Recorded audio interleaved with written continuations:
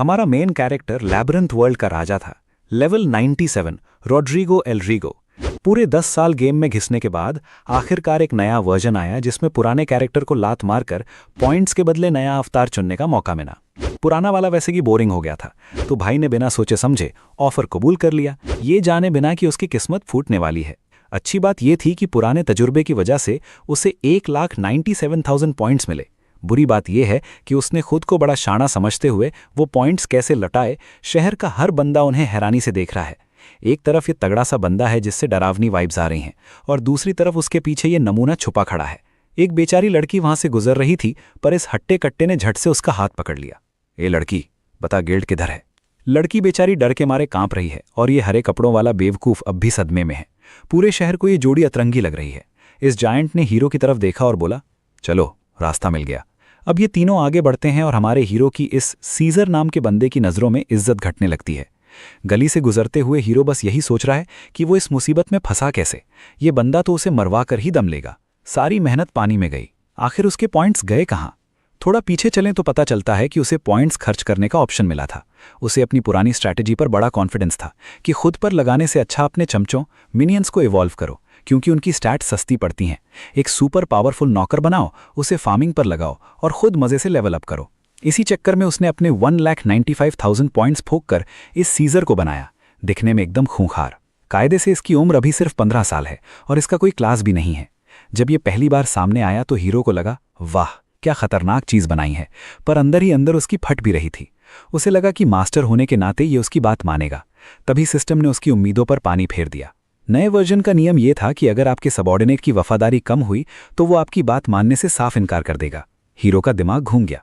मतलब 10 साल की कमाई एक ऐसे पुतले पर लगा दी जो उसकी सुनेगा ही नहीं। सिस्टम ने तो यहां तक कह दिया कि ज्यादा नखरे दिखाए तो ये छोड़कर भाग भी सकता है। अब गली में चलते हुए वो बस यही सोच रहा है, भाई लग गए। चाहे जिधर से भी देखो ये बंदा कहीं से भी आज्ञाकारी नहीं लगता। जिस हिसाब से इसके तेवर हैं, अगर मैंने हल्की सी भी ऊंच नीच की तो ये पक्का मेरा काम तमाम कर देगा। अभी हीरो अपनी मौत के ख्यालों में खोया ही था कि तभी वहां पास में छुपा एक छोटा सा जेब कतरा दिखाई देता है। वो बच्चा भागते हुए आता है और सीधा हीरो के पैर से टकराता है। अब चूंकि हमारे भाई साहब ने अपने सारे पॉइंट्स उस दानव पर लुटा दिए थे और खुद की स्टैट्स पर अंडा दिया था, तो वो एक झटके में किसी अनाड़ी की तरह जमीन पर ढेर हो जाते हैं। सीजर को अपनी तरफ आता देख हीरो के पसीने छूट गए। उसे लगा कि अगर इस बॉडीगार्ड को पता चल गया कि उसका मालिक इतना बड़ा फिसड्डी है तो वो उसकी बात कभी नहीं मानेगा। सीजर अपना भारी भरकम हाथ बढ़ाते हुए करीब आया, पर तभी उसने पूछा, हे बॉस, आप ठीक तो है ना? हीरो इस वक्त खौफ से कम और गुस्से से ज्यादा कांप रहा था, क्योंकि इस चीज ने उसके 10 साल की कमाई डकार ली थी। गुस्से में उसके मुंह से निकल गया, भाड़ में जा तू। ये बोलते ही उसे अपनी गलती का एहसास हुआ। उसे लगा कि अब तो ये जीव उसे कच्चा चबा जाएगा, पर सीजर के दिमाग में कुछ और ही खिचड़ी पक रही थी। उसने सोचा, मैंने बॉस की मदद करनी चाहिए और उन्होंने मुझे गाली दे दी। भाई साहब, ये बंदा तो असली वाला खतरनाक निकला। हीरो को कुछ समझ नहीं आ रहा था, तभी सिस्टम ने बताया कि सीजर को अब लगने लगा है कि उसका बॉस लाइफ में कुछ बड़ा उखाड़ने वाला है, पर अगर ऐसा नहीं हुआ तो फिर वही बुरा वक्त शुरू हो जाएगा। हीरो समझ गया कि उसे सीजर की नज़रों में खुद को काबिल साबित करना होगा, पर बिना स्टैट्स के ये होगा कैसे? किस्मत देखो, तभी एक सब्जुगेशन इवेंट शुरू हो गया। उस जेब कतरे को पकड़ो। अगर 10 मिनट में उसे नहीं पकड़ा तो हीरो के पास जो भी थोड़े बहुत पैसे बचे हैं वो सब गायब हो जाएंगे। बच्चा तब तक काफी दूर निकल चुका था। हीरो ने अभी भी टशन झाड़ते हुए ऑर्डर दिया, सीजर उस छोटे उचक्के को पकड़ के ला। सीजर पहले तो हिचकिचाया, हाँ अच्छा लाता हूं। सिस्टम ने मैसेज दिया कि सीजर को आपके अंदर से एक तानाशाह वाली एनर्जी महसूस हुई है। वो गोली की रफ्तार से वहां से निकला। उसे जाते देख हीरो ने राहत की सांस ली। है तो मेरा नौकर, पर साला डर बहुत लगता है इससे। तभी उसकी नज़र उस लड़की पर पड़ी जो लगभग रोने वाली थी। हीरो ने जैसे ही उससे बात करने की कोशिश की, उसने बड़े अजीब और चिढ़े हुए तरीके से उसे देखा। हीरो सोचने लगा, ये मुझे कूड़े की तरह क्यों देख रही है? मैंने तो कुछ किया भी नहीं, बल्कि सीजर को कंट्रोल में भी रखा। अपना भौकाल टाइट करने के लिए उसने चेहरा बिगाड़ कर बोला, सुन, तुझे पता नहीं मेरा नौकर कौन है? अगर अपनी जान प्यारी है तो कायदे में रहना सीख। बेचारी लड़की माफ़ी मांगने लगी, पर हीरो ने भी भाव खाते हुए कह दिया कि उसे माफ़ी वाफ़ी पसंद नहीं। लड़की ने डरते डरते एक सिक्का दिया, पर वो इतना मामूली था कि हीरो चिल्ला पड़ा, भगवान के लिए ये चिल्लर अपने पास रख और यहाँ से कट ले। तभी सिस्टम ने शोर मचाया कि सीजर ने जेब कतरे को धर दबोचा है। हीरो को लगा कि चलो बंदा काम का तो है, पर जैसे ही उसने सामने देखा उसके होश उड़ गए। सीजर वापस आ रहा था और उसने उस बच्चे को अपनी तलवार से बांधकर घसीट रखा था। सिस्टम ने उसे 3 ऑप्शन दिए, या तो बच्चे को निपटा दो, या उससे जानकारी निकलवाओ, या बस अपने पैसे लेकर रफा दफा हो जाओ। तभी सीजर बड़े टशन में बोला, इस बच्चे ने आपको चोट पहुंचाने की कोशिश की है, इसे तो सबक सिखाना ही पड़ेगा। हीरो के दिमाग में बस एक ही बात चल रही थी कि सीजर अब इस बच्चे की गर्दन उड़ाने वाला है। तभी सीजर ने उसकी तरफ मुड़कर देखा। अरे बॉस, आप कांप क्यों रहे हैं? दिक्कत क्या है? हीरो समझ गया कि अगर इस वक्त कमजोरी दिखाई तो बच्चा बाद में मरेगा, पहले इसकी बारी आएगी। सीजर घूर रहा था तो हीरो ने टशन मारते हुए कहा, तूने इस मामले को एकदम घटिया तरीके से हैंडल किया है। सीजर चकरा गया। क्यों? मैं तो इतनी तेजी से गया कि किसी को पता भी नहीं चला। हीरो बोला, जिससे कोई फायदा ना हो उसे जान से मारना बेवकूफ़ी है। सीजर थोड़ी देर रुका। फायदा नहीं? अच्छा, अब समझा। आप चाहते हैं कि मैं ये पता लगाऊं कि इस बच्चे का खानदान कहाँ रहता है और सबको साफ कर दूं, है ना? यही बात है। आप जैसे जालिम इंसान को खुश करने का यही एक तरीका है। आई एम सॉरी बॉस, मुझे अंदाज़ा नहीं था कि आपकी शैतानी सोच कितनी आगे तक जाती है। हीरो का मन तो रोने का हो रहा था। अबे नहीं, मेरा वो मतलब नहीं था। पर चलो, इसी बहाने उसकी बदनामी, नोटराइटी 1 पॉइंट और बढ़ गई। उन्होंने उस बच्चे से 200 गोल्ड कॉइन्स वसूले। हीरो दंग रह गया। इतने पैसे इस बच्चे के पास आए कहाँ से? बच्चा बोला कि आज शहर में बहुत सारे बुद्धू प्लेयर्स आए थे तो अच्छी कमाई हो गई। हीरो समझ गया कि ये लड़का सबको चूना लगा रहा है। उसने पूछा, तो क्या तू आगे भी यही चोरी चकारी जारी रखेगा? लड़के ने कहा, नहीं, अब नहीं करूंगा। हीरो बोला, अरे मुझे ये नहीं सुनना। दरअसल हीरो चाह रहा था कि लड़का कोई रोने धोने वाली कहानी सुनाए, जैसे कि माँ बीमार है या बाप मारता है, ताकि हीरो उसे माफ करके शहर में अपनी नेकनामी बढ़ा सके। पर तभी सीजर ने बच्चे को दबोच लिया और बोला, देख, आज से तू जो भी चुराएगा उसका एक हिस्सा विल को जाएगा, यानी 90% प्रॉफिट हमारा होगा। बच्चा गिड़गिड़ाने लगा, इससे अच्छा तो मैं चोरी करना ही छोड़ दूं। लेकिन सीजर ने तलवार निकालते हुए कहा, तेरे जैसा छोटा चोर चोरी के अलावा और किसी काम का नहीं है। अगर तू ये सोच रहा है कि मास्टर तुझे माफ कर देंगे तो बेहतर है तू अभी मर जा। पीछे खड़ा हीरो मन ही मन चिल्ला रहा था, अबे मत कर। बच्चा डर के मारे जमीन पर सिर पटकने लगा। ठीक है, मैं रोज खूब चोरी करूंगा और सारा माल विल को दे दूंगा। हीरो को कुछ समझ नहीं आ रहा था। तभी सिस्टम ने एक नोटिफिकेशन दिया कि अब उसके पास एक छोटा चोर है जो पूरे शहर में उसके लिए हाथ मारेगा। चूंकि उसने अपने नौकर का इस्तेमाल डराने धमकाने के लिए किया, इसलिए उसका कैरिज्मा एट्रीब्यूट खुल गया। हीरो सोचने लगा कि इस गेम में कुछ तो गड़बड़ है। गुंडागर्दी करने को ये लोग करिश्मा कह रहे हैं। तभी सीजर बोला, बॉस, आप सच में गजब हो। आपने क्या जाल बिछाया है। उसके सारे पैसे भी ऐंठ लिए और उसे अपना गुलाम भी बना लिया। आप बड़े नीच आदमी हो। हीरो सोच रहा था कि इस बात का कोई सिर पैर नहीं है। फिर उसने सीजर को खुश करने के लिए कहा, टेंशन मत ले सीजर, इसमें से आधा हिस्सा तेरा होगा। सीजर ने बस थैंक्स बोल दिया, पर हीरो ने नोटिस किया कि पैसे देने के बाद भी उसकी वफादारी टस से मस नहीं हुई। उसे लगा था कि काम सीजर ने किया है तो पैसे पाकर वो खुश होगा, पर यहां तो हिसाब ही उल्टा था। हीरो को लगा था कि कम से कम वफादारी तो बढ़ेगी, पर घंटा कुछ नहीं हुआ। तभी वो लड़की रुककर कहती है कि वो लोग पहुंच गए हैं।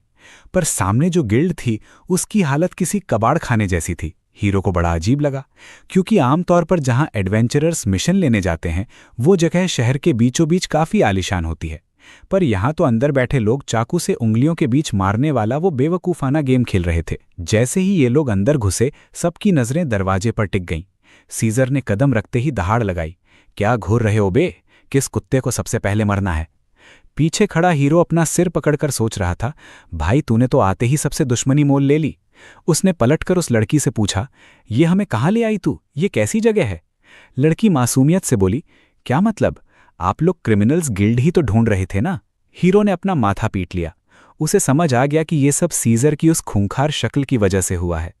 तभी काउंटर के पीछे बैठे आदमी ने उनका स्वागत किया और पूछा, क्या काम है? गिल्ड ज्वाइन करनी है क्या? सीजर ने आगे बढ़कर कहा, हाँ वही समझ ले। अंदर बैठा एक बंदा फुसफुसाया कि इसकी शक्ल देख के लग रहा है आज खून खराबा पक्का है। काउंटर वाले ने कहा, ठीक है, ज्वाइन करने के 5 गोल्ड लगेंगे। तुम लोग अभी शहर आए हो, तुम्हारे पास इतने पैसे होंगे नहीं तो फुर्सत में आना। सीजर ने तपाक से सिक्कों का ढेर काउंटर पर पटक दिया। काउंटर वाला हक्का बक्का रह गया। अरे तुम्हारे पास तो सच में माल है। ये लो लकड़ी का तख्ता, ये तुम्हारी आईडी है। सीजर भड़क गया, तू सोने के बदले हमें लकड़ी बेच रहा है? मेरे बॉस को चूना लगाने की हिम्मत कैसे हुई तेरी? वहां बैठे लोग कंफ्यूज हो गए। बॉस, ये किसके बारे में बात कर रहा है? इतना खतरनाक बंदा इस दुबले पतले लड़के के ऑर्डर क्यों मान रहा है? तभी दारू पी रहा एक बंदा बोला, सावधान रहो भाई, अगर ये जायंट इसकी इज्जत कर रहा है तो पक्का इस लड़के में कोई ऐसी बात है जो हमें दिख नहीं रही। पर इसने नए प्लेयर यानी न्यूबी जैसे कपड़े क्यों पहने हैं? क्या ये कोई जाल बिछा रहा है? इतने में सीजर अचानक एक हंसने वाले बंदे के पीछे जाकर खड़ा हो गया। वो बंदा जैसे ही पलटा, सीजर ने उसके मुंह पर ऐसा जोरदार मुक्का जड़ा कि वो सीधे फर्श पर जा गिरा। उसके मुंह से जैसे खून की नदियां बहने लगी। सीजर ने सबको चेतावनी दी, मेरे बॉस की पीठ पीछे बकवास करने से पहले सोच लेना, वरना यहां सबका सफाया कर दूंगा। वो अपनी तलवार निकालने ही वाला था कि तभी हमारे हीरो ने पीछे से आवाज दी, सीजर ठंडे हो जाओ भाई। हीरो ने माहौल संभालते हुए कहा, माना कि ये गलियां अंधेरी हैं, पर यहां के भी कुछ कायदे होते हैं जिनकी इज्जत करनी चाहिए। सीजर ने तुरंत अपनी तलवार वापस रख ली और बोला, समझ गया बॉस, और चुपचाप उसके पीछे जाकर खड़ा हो गया। काउंटर वाला बंदा अब भी सदमे में था। हीरो ने बात आगे बढ़ाते हुए कहा, देखो, अब जब मैं यहां आ ही गया हूं तो मुझे काम चाहिए और बदले में बढ़िया इनाम। जैसे ही उसने अपनी आईडी यानी तख्ते पर टैप किया, क्रिमिनल्स गिल्ड के मिशन की लिस्ट खुल गई। चूहे पकड़ो, पैसे वसूल करो, पहरा दो, सबके सब एकदम 2 कौड़ी के मिशन थे। हीरो ने देखा कि ना सिर्फ काम फालतू है, बल्कि इनके पैसे भी चिल्लर जैसे हैं। बस एक ही मिशन थोड़ा ठीक ठाक लगा, किसी बंदे से ब्याज समेत पैसे वसूलना जिसने गिल्ड का उधार नहीं चुकाया था। उसने कहा, ठीक है, मैं ये पैसे वसूली वाला काम करूंगा। मुझे बताओ, ये बिल की दुकान कहाँ है? काउंटर वाला जानकारी देने ही वाला था कि तभी पीछे से एक बंदा टपक पड़ा और बोला, रुको भाई, जानकारी मुफ्त में नहीं मिलती। ये हंस नाम का एक आदमी था जिसने कहा कि वो थोड़े से पैसे लेकर उन्हें वहां तक पहुंचा सकता है। हीरो समझ गया कि इस मनहूस गिल्ड में हर कोई बस दूसरों की जेब काटने में माहिर है। हंस उन्हें लेकर चल पड़ा। रास्ते में सीजर धीरे से बोला, बॉस मान गए, आपने एकदम असली अपराधियों वाला काम चुना है। यकीन नहीं होता कि हम उस गरीब की खाल उधेड़ने जा रहे हैं जिसने फीस नहीं भरी। हीरो सकपका गया, अरे नहीं भाई, मेरा ऐसा कोई प्लान नहीं है। उसने बात संभालते हुए कहा कि हमें गिल्ड के नियमों का सम्मान करना चाहिए और समझदारी से फैसले लेने चाहिए। पर सीजर तो अपने ही स्वैग में था। हंस ने एक दरवाज़ा खोला और पर्दा हटाते हुए बोला, रास्ता इधर से है। हीरो अंदर घुसा तो देखा वहां कुछ महंगी चीज़ें रखी थीं, पर वो काफ़ी पुरानी लग रही थीं। तभी पीछे बैठा एक बंदा खड़ा हुआ, वो खुद बिल था। उसने कहा, आओ भाई आओ, तुम्हें देखकर लग नहीं रहा कि तुम यहाँ कुछ बेचने आए हो, गिल्ड से हो गया? हंस का चेहरा उतर गया, क्योंकि जब भी गिल्ड वाले वसूली के लिए आते, बिल जानबूझकर गंदा खेल खेलता था। तभी सीजर ने हंस के कंधे पर हाथ रखा और उसे वहां से खिसकने को कहा। सीजर बोला, मैं अपने बॉस की इच्छा का सम्मान करूंगा और कायदे से काम करूंगा। वो बिल के एकदम करीब जाकर खड़ा हो गया। बिल ने हीरो से पूछा, भाई तुम्हारा और इस जायंट का क्या चक्कर है? तभी सीजर ने बिल की तरफ हाथ बढ़ाया। बिल को लगा हाथ मिला रहा है, तो उसने भी हाथ आगे बढ़ा दिया। आपसे मिलकर खुशी हुई। पर सीजर बस उसे घूरता रहा। अचानक बिल के मुंह से चीख निकल गई, मेरा हाथ छोड़ो। ऐसा लगा जैसे बिल के पूरे शरीर में बिजली दौड़ गई हो। हाथ मिलाते मिलाते ही बिल का काम तमाम हो गया और वो वहीं ढेर हो गया। हीरो की आंखें फटी की फटी रह गईं। इस राक्षस ने एक झटके में एनपीसी को मार दिया। अब हमें पैसे कैसे मिलेंगे? पर तभी सिस्टम ने धमाका किया। मिशन पूरा। इनाम के तौर पर 350 गोल्ड और ऊपर से मोटा ब्याज भी मिल गया। अब कहानी वापस उसी बार में पहुंचती है जहां टेबल पर सिक्कों का ढेर लगा है। काउंटर के पीछे खड़ा वो बुढ़ा बॉस फटी आंखों से इन्हें घूर रहा है और पूछ रहा है, हैं? तुम लोगों के पास इतना पैसा कहां से आया? हमारा हीरो टशन में बोलता है, शांति रख भाई, हमने उसका कोई सामान नहीं छुआ है। बाकी अब तेरी सिरदर्दी है, हम इससे ज्यादा कुछ नहीं बताने वाले। और इसी के साथ पैसा वसूली वाला मिशन खत्म हो जाता है। लेकिन सीन देखकर ऐसा लग रहा है कि 350 गोल्ड में से इन बेचारों को मेहनत की कमाई के तौर पर सिर्फ 2 चांदी के सिक्के ही मिलने वाले हैं। हीरो को कुछ समझ नहीं आ रहा कि माहौल इतना अजीब क्यों है, पर वो दूसरा बंदा तो पूरी तरह डरा हुआ है। हीरो सोच रहा है, यहाँ इतना तनाव क्यों है भाई? क्या मिशन देने वाले को पता चल गया कि हमने उस आदमी को निपटा दिया है? तभी बॉस बोलता है, तुम दोनों जिस लेवल के बंदे हो, तुम्हें लेब्रिंथ में जाने में कोई दिक्कत नहीं होनी चाहिए, तो फिर तुम लोग यहाँ छोटे मोटे काम करके पैसे क्यों कमा रहे हो? सीजर सीधा जवाब देता है, बॉस की यही मर्जी है, तुझे क्या दिक्कत है? तभी पीछे से एक मोटा सा आदमी आता है और चौड़ में बोलता है, ओए ये क्या बदतमीजी है? वो मिशन नए खिलाड़ियों के लिए था, तुम जैसे लोग अगर ये काम करेंगे तो हम क्या भूखे मरें? हीरो पीछे मुड़कर उसे करारा जवाब देता है, हाँ तो मुझे कोई और मिशन पसंद नहीं आया, अब क्या करूं? काउंटर वाला बॉस बीच में पड़ते हुए कहता है, बस करो अब, देखो तुम्हारे पास पहले से ही काफी पैसा है तो मैं तुम्हारा रैंक बढ़ा देता हूं। 2 रैंक ऊपर जाने के लिए 10 गोल्ड लगेंगे। सीजर बिना सोचे सारे सिक्के टेबल पर पटक देता है।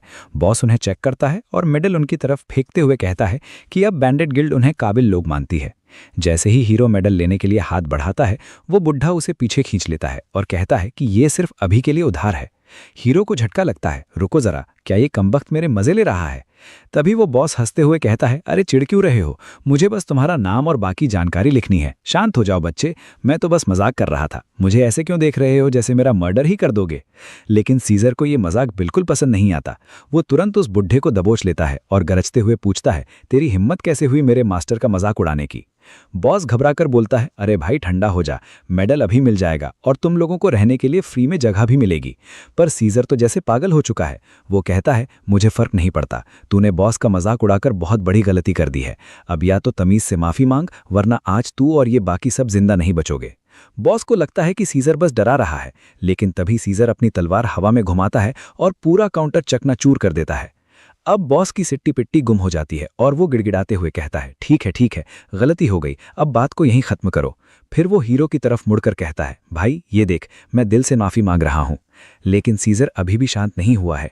वो तलवार टिकाकर कहता है, सिर्फ बोलने से काम नहीं चलेगा, अब किसी और तरीके से साबित कर कि तेरी माफी कितनी सच्ची है।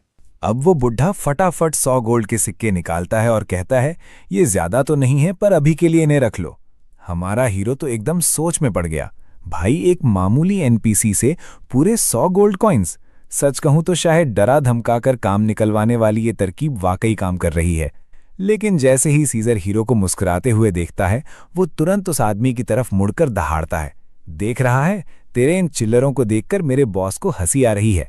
भगवान के लिए ये तेरी माफी मांगने का तरीका बिल्कुल भी सच्चा नहीं लग रहा। बेचारा दुकानदार अब पूरी तरह चकरा गया है। वो घबराकर कहता है कि वो और पैसे और सामान भी देगा। वो एक तलवार निकालते हुए कहता है, ये तलवार ले लो, इससे स्ट्रेंथ +3 बढ़ जाती है। हीरो तलवार को गौर से देखता है। सच तो ये है कि तलवार काफी बढ़िया है, पतली धार, अच्छी लंबाई और पास की लड़ाई के लिए तो एकदम परफेक्ट। वो तलवार हाथ में लेकर फिर से थोड़ा मुस्कुरा देता है, पर सीजर को लगता है कि बॉस फिर से ताना मार रहे हैं। वो झपट्टा मारकर तलवार छीन लेता है और कहता है, ये सब कचरा है, हमें ये फालतू इनाम नहीं चाहिए। बेचारा हीरो समझ नहीं पा रहा कि अब वो कैसा चेहरा बनाए। तभी सीजर अचानक रुकता है और दुकानदार की तरफ ऐसे बढ़ता है जैसे सच में उसका काम तमाम कर देगा। लेकिन तभी अचानक कुछ उसके हमले को रोक देता है। सीजर हैरान रह जाता है। ऊपर छत के एक गुप्त रास्ते ट्रैप डोर से एक लड़की बाहर निकलती है और पूछती है, ये इतना शोर शराबा किस बात का है? सीजर उसे घूरते हुए कहता है, बीच में मत पड़, ओ कमीनी। वो लड़की भड़क जाती है और कहती है, लगता है गिल्ड में कुछ असली पागल आ गए हैं। वैसे इस गंदे आदमी का नाम क्या था? सीजर अपना नाम बताता है और उसे भी अपना नाम बताने को कहता है। वो लड़की टशन में कहती है, तारीफ के लिए शुक्रिया, मेरा नाम लीना है हुजूर। हीरो को तो अपनी आंखों पर यकीन नहीं हो रहा। ये लड़की सीजर के सामने ऐसी हिम्मत कैसे दिखा रही है? क्या इसे अपनी जान प्यारी नहीं है? सीजर इसे आखिरी चेतावनी देते हुए कहता है कि वो दोबारा उसके बीच में ना आए। वो लगातार उसकी बेइज्जती किए जा रहा है। अब लड़की का पारा भी चढ़ जाता है। वो चिल्लाकर कहती है, तुझे मेरा नाम पहले से पता है, तू जानबूझकर मुझे गालियां दे रहा है। हीरो की समझ से बाहर है कि ये लड़की आखिर सीजर को उकसा क्यों रही है। क्या इसे दिख नहीं रहा कि ये बंदा कितना खतरनाक है? पर साथ ही हीरो ने एक बात गौर की, सीजर थोड़ा हिचकिचा रहा है, वरना अब तक तो उसने उसका गला काट दिया होता। इसका मतलब साफ है कि ये लड़की भी उतनी ही खतरनाक है जितना सीजर खुद। और जिस फुर्ती से उसने अपना बचाव किया वो वाकई काबिले तारीफ था। वैसे भी सीजर की एजिलिटी 10 है, जो बहुत ज़्यादा होती है, पर यह लड़की उसे टक्कर दे रही है। क्या सीजर इस नई मुसीबत से निपट पाएगा या मामला और बिगड़ने वाला है? सीजर तो भाई ऐसा मॉन्स्टर है जिसे इतना तेज होना ही नहीं चाहिए, पर अगर इस लड़की ने उसे रोक लिया और जिस फुर्ती से नीचे कूदी है, उससे तो यही लगता है कि इसके स्टैट्स सीजर के बिल्कुल टक्कर के हैं। अब असली दिक्कत यह है कि कहानी की शुरुआत में ही इतने तगड़े बंदे से पंगा लेना समझदारी नहीं है, पर हीरो बेचारा मजबूर है। वो सीजर को पीछे हटने के लिए भी नहीं कह सकता, वरना उसकी लॉयल्टी कम हो जाएगी। तो थोड़ा माहौल हल्का करने के लिए हीरो हकलाते हुए पूछता है, सुनो, तुम्हारा नाम लूसी था या लीना? मुझे ठीक से याद नहीं आ रहा। खैर छोड़ो, एक बात बताओ, जब कोई चेला गलती करता है तो कसूर किसका होता है, उसके बॉस का या उसके साथ वालों का? लीना एक सेकंड सोचती है और फिर झिड़कते हुए कहती है, बातों को घुमाना बंद करो। पर हीरो अपनी ही धुन में है। मैं तो बस ये चाहता हूं कि ये बुढ़ा तमीज से माफी मांगे। लीना थोड़ा रुकती है, फर्श पर पड़े एक सिक्के को हवा में उछालकर लपकती है और कहती है, सुना है तुम लोग गिल में शामिल होना चाहते हो, तो फिर तुम जैसे गधे उस आदमी को जान से मारने की बात क्यों कर रहे हो? तुम जैसे 2 कौड़ी के लोगों को कुछ भी मांगने से पहले यहां झाड़ू पोछा करना चाहिए। हीरो को मन ही मन लगता है कि ये लड़की बात तो बिल्कुल पते की कह रही है, और इसी बात पर उसे और गुस्सा आ जाता है। वो टशन में बोलता है, वही लीना, जरा मेरा माल पानी तो देख, क्या किसी नए खिलाड़ी के पास इतना सामान देखा है कभी? इतने सारे सिक्के देखकर लीना की तो राल टपकने लगती है। वो हक्की बक्की होकर कहती है, इतने में तो पूरी दुकान खरीदी जा सकती है, एक बिगिनर के पास इतना पैसा कहां से आया?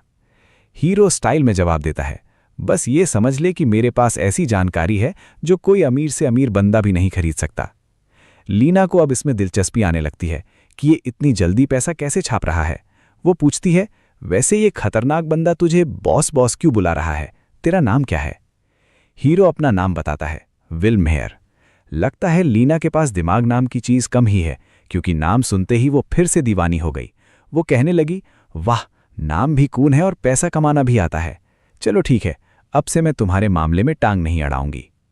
काउंटर वाला बुढ़ा घबरा कर चिल्लाता है, ए लीना रुक, तेरा काम यहां मेरी रक्षा करना है, भूल गई क्या?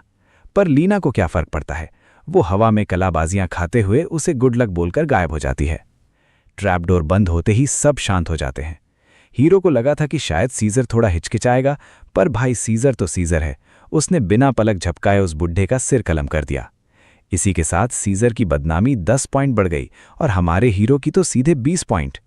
हीरो को यकीन नहीं हो रहा कि पहले ही मिशन में उन्होंने उस आदमी को निपटा दिया जो उन्हें काम देने वाला था। तभी हमें फ्लैशबैक में दिखता है कि लीना बेचारी बोर हो रही थी। उस बार के बुढ़े लोग बस गंदे चुटकुले सुनाते और शराब पीते रहते थे।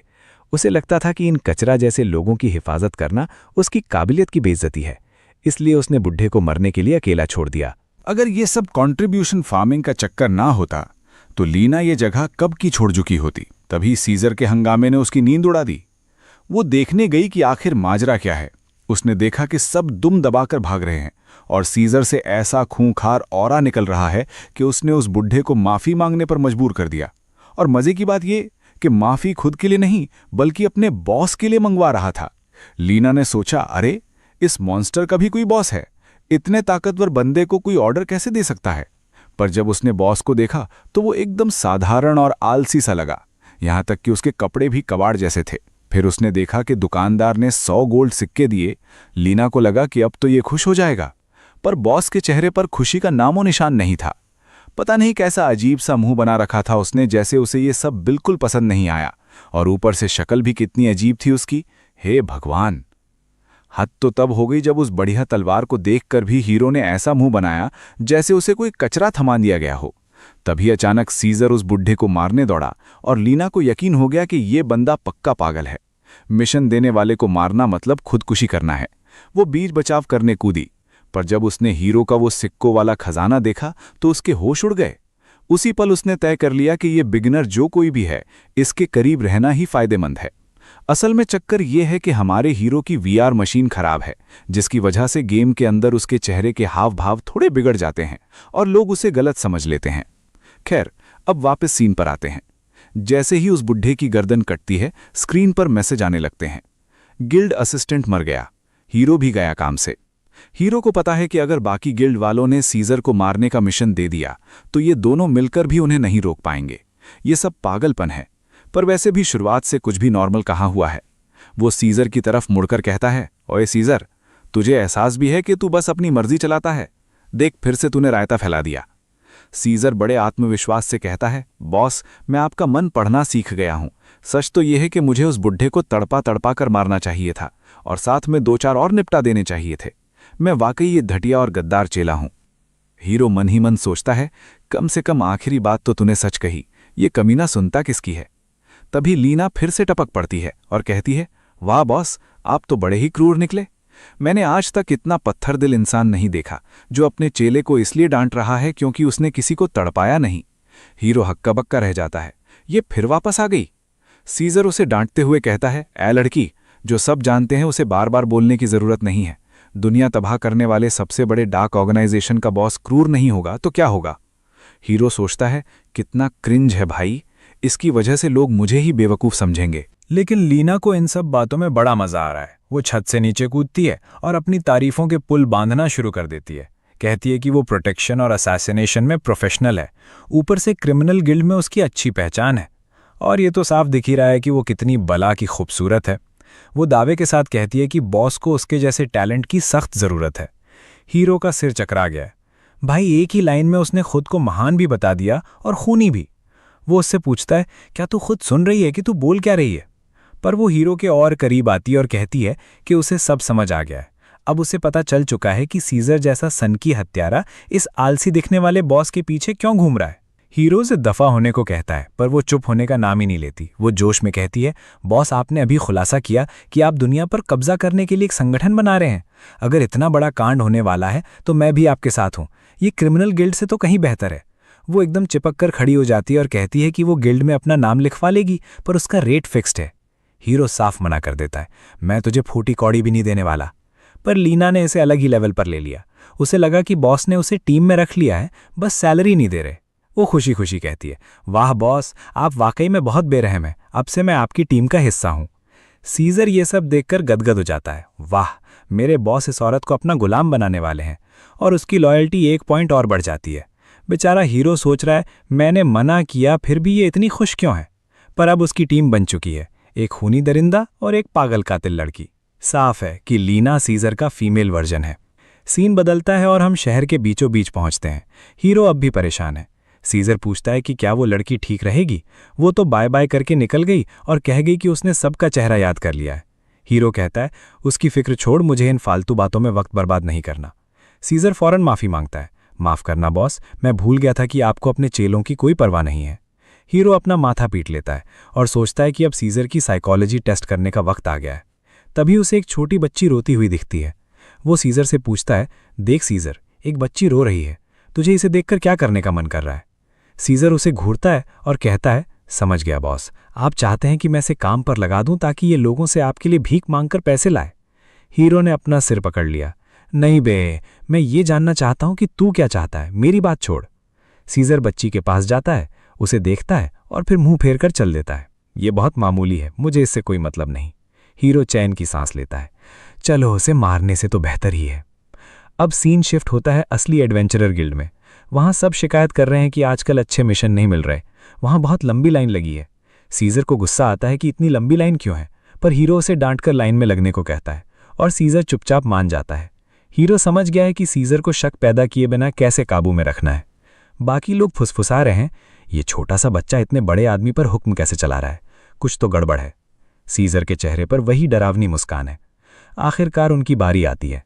वहां खड़ी औरत समझाती है कि एक मशीन पर खून की एक बूंद डालनी होगी जिससे उनके स्टैट्स का पता चलेगा। सीजर चिल्लाकर सबको सावधान कर देता है, ओए कचरा लोगों, तैयार हो जाओ, तुम सब अब ऐसी ताकत देखोगे जो कभी नहीं देखी होगी। हीरो सोचता है ये कमबख्त फिर से सबका ध्यान खींच रहा है। पहले तो वो मना करता है कि वो अपना खून फालतू में बर्बाद नहीं करेगा, पर उसे एहसास होता है कि वहां का माहौल बहुत भारी और डरावना हो गया है। शायद सब उससे डर रहे हैं। वो सोचता है, चलो ठीक है, खून की बूंद दे देता हूँ, स्टैट्स चेक करता हूँ और ये तमाशा खत्म करता हूँ। वैसे भी मैंने अपनी करिश्मा पर काफ़ी काम किया है, तो शायद कुछ बढ़िया ही निकल कर आए। बेचारे को लग रहा है कि इसकी किस्मत चमकने वाली है और इसे कोई ज़बरदस्त पावर मिलेगी। वो मन ही मन खुश हो रहा है कि अगर शुरुआत से ही उसने सीजर जैसे बंदे को अपने कंट्रोल में ले लिया तो गेम में उसकी साख और रुतबा दोनों बढ़ जाएंगे। उसे पूरी उम्मीद है कि हाथ कुछ तगड़ा ही लगने वाला है। वो उस औरत की तरफ मुड़कर बड़े टशन में कहता है, ठीक है, फिर दिखाओ मेरी किस्मत में कौन सी क्लास लिखी है। जैसे ही वो औरत चेक करती है, हमारे हीरो के होश उड़ जाते हैं। वहां लिखा था कि ये लड़का या तो कोई शातिर ठग बनेगा, या धोखेबाज, या फिर सरेआम डकैती डालने वाला लुटेरा। ये देखते ही सीजर उसे घूरने लगता है। उसके चेहरे के भाव बदलते हैं और वो धीरे धीरे हीरो के करीब आने लगता है। प्रोटैगनिस्ट को लगता है कि अगर ऐसी घटिया क्लासेस मिली तो उसकी इज्जत का कचरा हो जाएगा और उसकी धाक पूरी तरह खत्म हो जाएगी। पर फिर उसे ख्याल आता है कि इसमें गलत भी क्या है। इस गेम में घुसने के लिए उसने किया ही क्या था? एक आम आदमी को धमकाया, एक अपराधी को लूटा और फिर दुकान वालों को ही ठिकाने लगा दिया। उसके कारनामों को देखते हुए यही अंजाम सबसे ज्यादा फिट बैठता था। तभी अचानक सीजर के तेवर बदल जाते हैं और वो कहता है कि बॉस बनना तो इसके लिए एकदम सही है।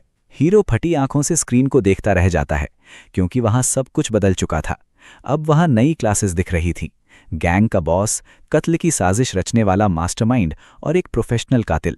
हैरान होकर हीरो उस औरत से पूछता है कि ये अचानक से क्लास कैसे बदल गई। वो जवाब देती है कि कभी-कभी ऐसा तब होता है जब खिलाड़ी के पास कोई वफादार चेला या साथ निभाने वाला गुलाम मौजूद हो। असर दिखने में थोड़ा वक्त लग सकता है कि असल में उसके पास क्या पावर्स हैं। पीछे खड़ा सीजर फुसफुसाता है, एक बॉस को आखिर एक अच्छे चेले की जरूरत तो होती ही है। शायद मेरी वजह से ही ये सब मुमकिन हुआ है। प्रोटैगनिस्ट उस कमीने को चुप रहने के लिए कहता है, पर सीजर तो अपनी ही धुन में जश्न मना रहा है। वो कहता है कि एक बॉस से यही उम्मीद की जा सकती है। उसकी क्लासेस वाकई बहुत खूंखार हैं। हीरो बिना देर किए बॉस क्लास चुन लेता है क्योंकि बाकी ऑप्शंस के मुकाबले यही सबसे कम बुरा था। अब सबसे ज़्यादा अथॉरिटी वाला बॉस होने के नाते वो अपने करिश्मे से किसी भी ऑर्गेनाइजेशन को चला सकता है। खास बात यह है कि उसके ग्रुप के मेंबर्स जितने ताकतवर होंगे वो खुद भी उतना ही स्ट्रांग होता जाएगा। चलो ये सुनने में तो दिलचस्प है, फिर भी हीरो के चेहरे पर कोई खास खुशी नहीं दिखती। वो पूछता है, ओए सीजर, तेरी क्या क्लास निकली? सीजर बड़े आराम से कहता है, कुछ खास नहीं, बस ऐसे ही कोई रैंडम किलर। प्रोटैगनिस्ट सोचता है कि चलो कम से कम इसे कुछ तो मिला। ये काम उस पर जचता भी है। सीजर शुक्रिया अदा करते हुए कहता है कि ये तो बहुत बड़ी तारीफ है। हीरो मन ही मन चिढ़ते हुए सोचता है, अबे ओए, वो तारीफ नहीं थी बेवकूफ़। तभी सीन बदलता है और हम एडवेंचरर्स गिल्ड के एक छोटे से कमरे में पहुंचते हैं जहां हर कोई पिटा हुआ और बदहाल नजर आ रहा है। सीजर वहां ठाठ से पैर फैलाकर बैठा है और कहता है कि तुम सब बहुत खुशकिस्मत हो। उनमें से कोई डरते डरते कहता है, शुक्रिया, बहुत बहुत शुक्रिया। हीरो सोच में पड़ जाता है कि ये बंदा इसे थैंक यू क्यों बोल रहा है। तभी सीजर ऐलान करता है कि वो आज सबको जिंदा घर जाने का मौका देगा। हीरो हक्का बक्का होकर बोलता है, सीजर, क्या तू पागल हो गया है? मैंने तुझे नहीं कहा था कि बाहर निकलते ही लोगों की इज्जत करनी है? सीजर उसकी तरफ मुड़ता है और कहता है, ओ बॉस, तो आप चाहते हैं कि मैं इज्जत दिखाऊं? सीजर की ये बात सुनकर हीरो तुरंत डर जाता है कि पता नहीं ये अब किस तरह की इज्जत उतारने वाला है, पर उसे कुछ गड़बड़ लगती है। ये अचानक ऐसे बर्ताव क्यों कर रहा है? एडवेंचरर्स गिल्ड के बीचों बीच ऐसी हरकत करना मुसीबत को बुलावा देना है। तभी हीरो को एहसास होता है कि सीजर को जो असैसिन क्लास मिली है वो उसे तब और ज़्यादा ताकतवर बनाती है जब वो लोगों की जान लेता है। इसका मतलब है कि पावर बढ़ाने के लिए उसे ज़्यादा से ज़्यादा लोगों को ठिकाने लगाना होगा। प्रोटैगनिस्ट समझ जाता है कि उस कमीने को अपनी क्लास कुछ ज़्यादा ही पसंद आ गई है और उसने अभी से प्रैक्टिस भी शुरू कर दी है। अब उसे समझ आता है कि सीजर ने क्यों कहा था कि वो लोग लकी हैं जिन्हें वो जिंदा छोड़ रहा है।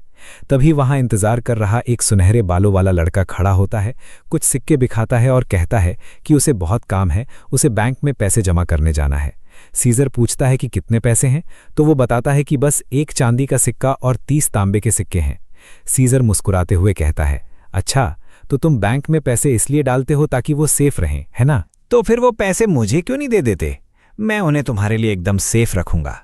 प्रोटैगनिस्ट को समझ आता है कि ये बंदा दिन दहाड़े सरेआम डकैती डाल रहा है। वो सुनहरे बालों वाला लड़का अपनी जान बचाकर भागने लगता है और चिल्लाता है, नहीं, कोई मेरे पैसे नहीं छीनेगा। पर तभी उसकी पीठ के ठीक बीचों बीच एक कुनाई आकर धसकी है। सीजर बड़े आराम से कहता है, वो साला अपने पैसे बचाने की कोशिश कर रहा था और उल्टा मुझे डाकू बोल रहा था। वो बेचारा तड़पते हुए रेंगने की कोशिश करता है और बाकी एडवेंचरर्स उसे ऐसे देख रहे हैं जैसे उन्होंने कुछ देखा ही ना हो। सीन बदलता है और हम एक कस्बे में पहुंचते हैं जहां लीना ठंड में ठिठुरते हुए घूम रही है। वो सोच रही है कि आखिर बॉस और वो चाकू का दीवाना बंदा कहाँ गायब हो गए। उसे पक्का यकीन है कि वो कहीं न कहीं कुछ बहुत बड़ा और धमाकेदार कर रहे होंगे। दूसरी तरफ हमारे हीरो ने एक कमरे में कुछ बेवकूफ़ों को बंधक बना रखा है और उन्हें जोकर बनाकर नाचने और पागलों की तरह हंसने पर मजबूर कर दिया है ताकि उन दोनों का मनोरंजन हो सके। उधर लीना याद करती है कि उस लड़के की आंखें कितनी बेजान थीं, जैसे मौत के सामने खड़े होकर भी वो बोर हो रहा हो। उसे सीजर की वो बात याद आती है कि कोई अंधेरी संस्था दुनिया ख़त्म करने वाली है। वो रुककर सोचने लगती है कि ऐसी स्थिति में दुनिया ख़त्म करने की कोशिश तो अक्सर कोई डेमन लॉर्ड ही करता है, और जिस तरह की भयानक लुक उस लड़के की थी वो इंसान तो बिल्कुल नहीं लगता। अगर ऐसा है तो लीना को समझ आ गया है कि उसे बॉस के प्लान में कैसे मदद करनी है और वो अभी से काम पर लग जाती है। सीन वापस शहर की तरफ आता है जहां ठंड के मारे प्रोटैगनिस्ट की हालत खराब हो रही है, जबकि सीजर कह रहा है कि मौसम तो बड़ा मस्त है। हीरो सोचता है मस्त तो लगेगा ही कमीने, तूने वो कपड़े जो पहन रखे हैं जिन्हें खरीदने में मैंने अपनी पूरी जमा पूंजी लगा दी। उसे इस बात पर इतना गुस्सा आता है कि वो पास पड़े एक कचरे के डिब्बे को लात मारता है और बड़बड़ाता है कि वो कपड़े तो उसे मिलने चाहिए थे। पर तभी अजीबोगरीब तरीके से उस कचरे के डिब्बे से लीना बाहर निकलती है। दोनों उसे देखकर हैरान रह जाते हैं कि ये यहाँ क्या कर रही है। वो जीभ निकालकर अजीब सी हंसी हंसती है और कहती है कि उससे थोड़ी गलती हो गई। प्रोटैगनिस्ट तुरंत जानना चाहता है कि वो यहाँ पागलों जैसी हरकतें क्यों कर रही है और उस मिशन का क्या हुआ जिसमें डाकुओं तक जानकारी नहीं पहुंचने देनी थी। वो एकदम बुद्धू जैसा चेहरा बनाती है और कहती है कि वो थोड़ी बेवकूफ़ है और ये छोटी सी बात उसके दिमाग से निकल गई। हीरो के पास कहने को कुछ नहीं बचता। वो सीजर से कहता है कि इस कचरे को वापस डिब्बे में डाल दे। वो डिब्बा बंद करते हैं, ऊपर एक बड़ा सा पत्थर रखते हैं और वहां से चल देते हैं। हीरो लंबी सांस लेकर कहता है, चलो अब थोड़ा सुकून मिला। लेकिन थोड़ी ही देर बाद वो फिर से उनके साथ होती है और कहती है कि कम से कम उसने एक सबस्पेस पाउच तो चुराने में कामयाबी हासिल कर ली है। वो पाउच उसने गिल्ड वालों से चुराया था और उसने पूरा इंतजाम किया था कि सबको यही लगे कि वहां के बॉस को किसी और ने मारा है। पर कहानी में ट्विस्ट तब आया जब वो ये सब कर ही रही थी, तभी वहां का रीजनल मैनेजर अंदर आ गया और उसने लीना को रंगे हाथों पकड़ लिया। प्रोटैगनिस्ट अपना सिर पकड़ लेता है और पूछता है, रुक, इसका मतलब तूने ना सिर्फ सबूत नहीं मिटाए बल्कि अब तू ही इस पूरे कांड की मेन सस्पेक्ट है। लीना बड़े गर्व से कहती है, जी हाँ, बिल्कुल सही पकड़े हैं। हीरो सोचने लगता है कि भाई इसका मतलब तो ये हुआ कि सीजर ने जो भी रायता फैलाया है उस सब का इल्जाम अब लीना पर आ जाएगा। वो उसकी तरफ मुड़ता है और कहता है, लीना, तेरे साथ काम करके अच्छा लगा। अपने करियर के लिए तुझे बेस्ट ऑफ लक। अब मैं चलता हूँ, बाय। ये सुनते ही वो फूट फूट कर रोने लगती है और कहती है कि बॉस बड़े पत्थर दिल हैं। वो बेचारी उसका किया धरा साफ करने की कोशिश में फंसी है और उसे ही सस्पेक्ट बना दिया गया। प्रोटैगनिस्ट उसे देखता है और सोचता है कि यार, लड़कियों का रोना उससे देखा नहीं जाता। वो उसके सिर पर हाथ फेरता है और कहता है, चलो कम से कम तुम बच तो गई। वैसे तुम चाहती तो वो सबस्पेस पाउच लेकर रफू चक्कर हो सकती थी और तुम पर कोई इल्जाम भी नहीं आता। तुमने ऐसा क्यों नहीं किया? वो जवाब देती है कि उसने इसके बारे में सोचा तो था, पर उसे लगा कि मेहनत करने से अच्छा है कि बॉस से ही पैसे ऐंठ लिए जाएं। हीरो को समझ आ जाता है कि इस बेवकूफ़ के तरफ एकदम सिर पैर के हैं, इसलिए वो वहां से चलने लगता है और कहता है कि बहुत हो गया, मुझे ऐसी कोई असिस्टेंट नहीं चाहिए। तभी वो एक सराय में पहुंचते हैं और प्रोटैगनिस्ट कहता है कि उसे 2 लोगों के लिए एक कमरा और एक बंदे के लिए अलग कमरा चाहिए, और हाँ, लड़की वाले कमरे में बाथटब जरूर होना चाहिए। सराय का मालिक कहता है कि बदकिस्मती से अभी सिर्फ एक सिंगल रूम ही खाली है। ये सुनकर लीना इमोशनल हो जाती है और कहती है कि बॉस उसके कमरे में बाथटब तक लगवाने की सोच रहे हैं। आखिर वो अपनी सबॉर्डिनेट नंबर 2 का इतना ख्याल क्यों रख रहे हैं? हीरो रूखा सा जवाब देता है, क्योंकि तेरे शरीर से गंदी बदबू आ रही है। वो शर्मिंदा तो होती है, पर फिर भी उसे थैंक यू बोलती है। लेकिन जाहिर है उसने ऐसा इसलिए किया क्योंकि वो एक लड़की है। वो 2 लड़कों के साथ एक ही कमरे में कैसे सो सकती है? साथ ही सीजर से थोड़ी दूरी बनाए रखना ही बेहतर था, ताकि हीरो के करिश्मा पॉइंट्स कम होने का खतरा ना रहे। फिर अचानक उसे याद आता है कि सीजर ने तो हाथ मिलाते मिलाते ही एक बंदे को टपका दिया था, तो उस पागल को अकेला छोड़ना भी खतरे से हाली नहीं है। पर फिर वो सोचता है कि अगर वो सीजर के साथ एक ही कमरे में सोया और नींद में सीजर ने उसे लात भी मार दी तो उसका काम तमाम हो जाएगा। सच तो यह है कि उसके साथ एक कमरे में रहना ज़्यादा डेंजरस है, इसलिए वो कहता है, सीजर, वो कमरा तू रख ले, मुझे नहीं चाहिए। सीजर उसकी तरफ मुड़ता है और पूछता है, रुको, क्या आप सराय के मालिक को मारकर उसका कमरा छीनने वाले हो? प्रोटैगनिस्ट सोचता है ये बंदा पक्का साइकोपैथ है, लेकिन सीजर को तो अलग ही गलतफहमी हो रही है।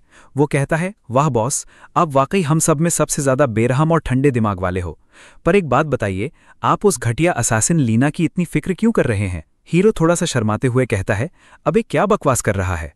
सीजर जवाब देता है, वो एक बेकार चेली है जो क्रिमिनल गिल्ड का मामला तक नहीं संभाल पाई। फिर भी आपने रहमदिल दिखाया और उसे बाथटब वाला कमरा दे दिया। लगता है आप उसका भरोसा जीतकर उसे झांसे में ले रहे हैं, है ना? आप आज रात बिस्तर पर ही उसका गेम बजाने वाले हैं। सच में? प्रोटैगनिस्ट हक्का बक्का होकर बोलता है, तू निरा बेवकूफ़ है। मैं बस अपने लिए दूसरा कमरा ढूंढ रहा हूं, क्योंकि मुझे भीड़भाड़ वाली जगह पर सोना पसंद नहीं है, और लीना के मेरे पास और भी बहुत से काम हैं, वक्त आने पर देख लेना। सीजर बस उसे घूरता रह जाता है, ये सोचकर कि वो अंदाजा भी नहीं लगा सकता कि बॉस के दिमाग में क्या खिचड़ी पक रही है। अगले सीन में हीरो सो रहा होता है और नींद में बड़बड़ाता है, नहीं, मुझे मत जगाओ, मैं बॉस हूं। पर यह सीजर ही था जो उसे उठा रहा था। हीरो चिढ़कर पूछता है कि वो यहाँ क्या कर रहा है। सूरज निकल आया है और लगता है वो 3 घंटे भी ढंग से नहीं सोया। तभी उसकी नज़र साइड पर पड़ती है और वो सन्न रह जाता है। सीजर वहां खून से लथपथ तलवार लिए खड़ा है और उसे चादर से पहुंच रहा है। प्रोटैगनिस्ट डरते हुए पूछता है, क्या तूने किसी का कत्ल कर दिया? सीजर बड़े गर्व से कहता है, बिल्कुल नहीं, मैंने 7 लोगों को मारा है और किसी ने देखा तक नहीं। हीरो को पूरा यकीन हो जाता है कि इस पागल ने पक्का नींद में लीना को मार डाला होगा।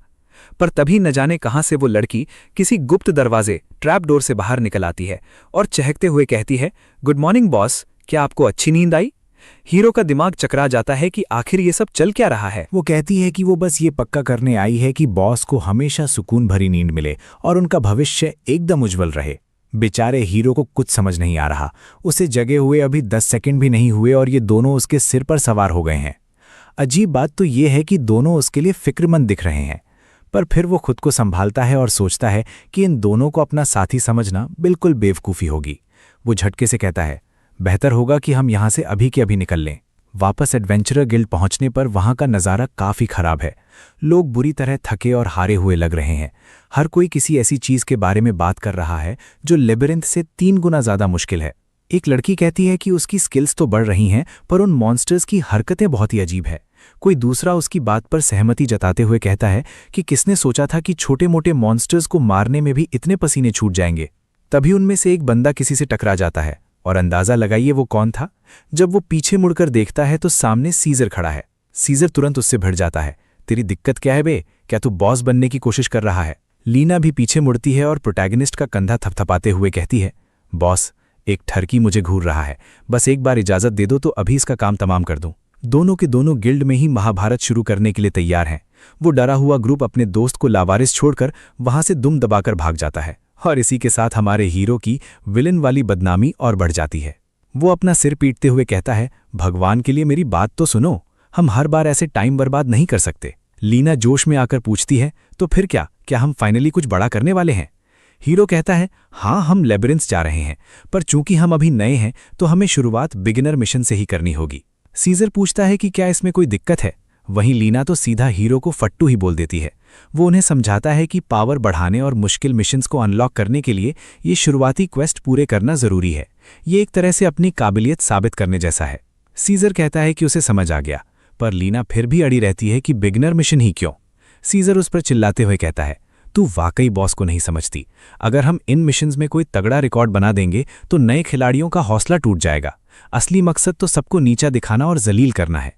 लीना चमकते हुए कहती है, अब समझी, हम खुद को नीचे इसलिए गिरा रहे हैं ताकि दूसरों को बेइज्जत कर सकें। ये तो सरासर दुष्टता है। प्रोटैगनिस्ट सोचता है कि चलो कम से कम ये दोनों तो किसी बात पर राजी हुए। जो भी हो, एक खूंखार इंसान जिसकी खुद की पावर 20 है, एक फुर्तीली लड़की जिसके पास जादुई पाउच है, ऐसी तिकड़ी के लिए बिगनर लेवल की चीजें पार करना कोई बड़ी बात नहीं है। ऊपर से पैसे भी मिलेंगे और लूट का सामान अलग। यही सब सोचकर वो अपनी गन उठाता है। वो गॉब्लिन सफाई वाला मिशन चुन लेता है। प्रोटैगनिस्ट सोचता है कि ये तो बड़े मजे की बात है। चूंकि टीम में एक्सपीरियंस सब में बराबर बढ़ता है तो उसे बिना उंगली उठाए ही लेवल अप होने का मौका मिल जाएगा। एक पुराने रैंक वाले खिलाड़ी के तौर पर यह उसका एकदम परफेक्ट प्लान था। वो ग्रुप से कहता है, तैयार हो जाओ, हम अपने पहले मिशन के लिए निकल रहे हैं। शहर के ठीक बीचों बीच एक विशाल गेट और भारी भरकम घेराबंदी के पीछे वो लेबिरिंथ मौजूद है। पूरा शहर इसी मकसद से बना है कि मॉन्स्टर्स को वहां कैद रखा जा सके और उन पर लगातार हमला किया जाए ताकि उनकी आबादी न बढ़ सके। जब वो लोग लेबिरिंथ के एंट्रेंस पर पहुंचते हैं तो वहां लाशों का अंबार लगा हुआ था। सीजर ठहाका मारकर कहता है, बेवकूफ़ों की फौज, कितनी घटिया मौत मरे हैं ये सब।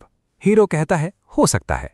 सीजर हैरानी जताते हुए कहता है कि पता नहीं इन्हें किसने मारा होगा।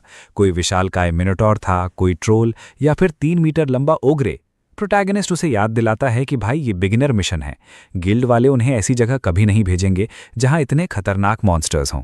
सीजर मायूस होकर कहता है, बड़े अफसोस की बात है, मैं तो अपनी असली ताकत दिखाने के लिए बेताब था। तभी लीना एक तरफ इशारा करती है कि उन लाशों के पास कुछ गॉब्लिन डाकू मौजूद हैं। वो दोनों बस वहां खड़े तमाशा देख रहे होते हैं। हीरो कहता है, चलो ये रहा तुम्हारा पहला बड़ा मुकाबला, जाओ और इन्हें ठिकाने लगाओ। सीजर अपनी तलवार निकालते हुए बड़े फिल्मी अंदाज में कहता है, अंधेरे की दुनिया में इनकी परछाई तक नहीं बचेगी, ये देखो मेरा जलवा। लेकिन इससे पहले कि वो अपनी बात पूरी कर पाता, लीना बिजली की रफ्तार से आगे झपटती है। वो 2 बार वार करती है और दोनों गॉब्लिन्स को वहीं ढेर कर देती है। खेल खत्म। वो चिढ़कर सीजर से पूछती है कि वो वहां खड़ा होकर कहानियां क्यों सुना रहा है, जबकि वो लोग उसे मारने ही वाले थे। वो कहती है कि उसे तो इन गॉब्लिन्स का खात्मा करना ही था क्योंकि वो उसके शिकार छीनने की कोशिश कर रहे थे। ये सब देखकर पहली बार प्रोटैगनिस्ट को असली डर लगता है कि कहीं ये दोनों आपस में ही न भिड़ जाएं, भले ही ये दोनों उसी के चेले क्यों ना हों। उसके दोनों चेले आपस में भिड़े हुए थे।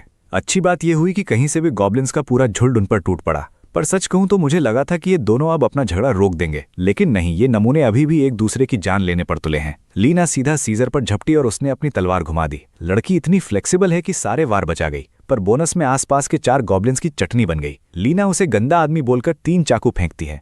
वो तो बच जाता है, पर पीछे खड़े बेचारे मॉन्स्टर्स की बलि चढ़ जाती है। ये दोनों आपस में लड़ रहे हैं, लेकिन मर आसपास के गॉब्लिन्स रहे हैं। इधर अपना हीरो पत्थर के पीछे छुपकर मजे से ढेर सारा एक्सपीरियंस बटोर रहा है। किस्मत देख रहे हो, थोड़ी देर बाद भाई एकदम चौड़ में घूम रहा है क्योंकि उसका लेवल अप हो चुका है। फिर वो कहता है, तुम दोनों काफी तमीज से पेश आ रहे हो। लीना को लगा कि बॉस सिर्फ उसी की तारीफ कर रहे हैं, तो वो फिर से झगड़ा शुरू करने का मौका ढूंढने लगी। हीरो बोलता है कि मैं तुम दोनों की तारीफ कर रहा हूं भाई, थोड़ा मिलजुल कर रहना सीखो। लीना मान जाती है और कहती है कि ठीक है, वो थोड़ा हाथ खींच कर लड़ेगी ताकि ये कातिल भी किसी काम आ सके। तभी हीरो कहता है कि अब बस बहुत हुआ, तुम लोग फालतू में अपनी एनर्जी और वक्त बर्बाद कर रहे हो। अगर ऐसे ही चलता रहा तो हम इस लेबिरिंथ की गहराई में एडवेंचर कैसे करेंगे। लीना पूछती है कि क्या वो भी शिकार में मदद करेंगे, और बिना सोचे समझे भाई के मुंह से निकल जाता है कि बिल्कुल करेंगे। आखिर वो बॉस जो है। फिर अचानक उसे झटका लगता है कि अरे ये क्या बोल दिया, उसका ये मतलब नहीं था।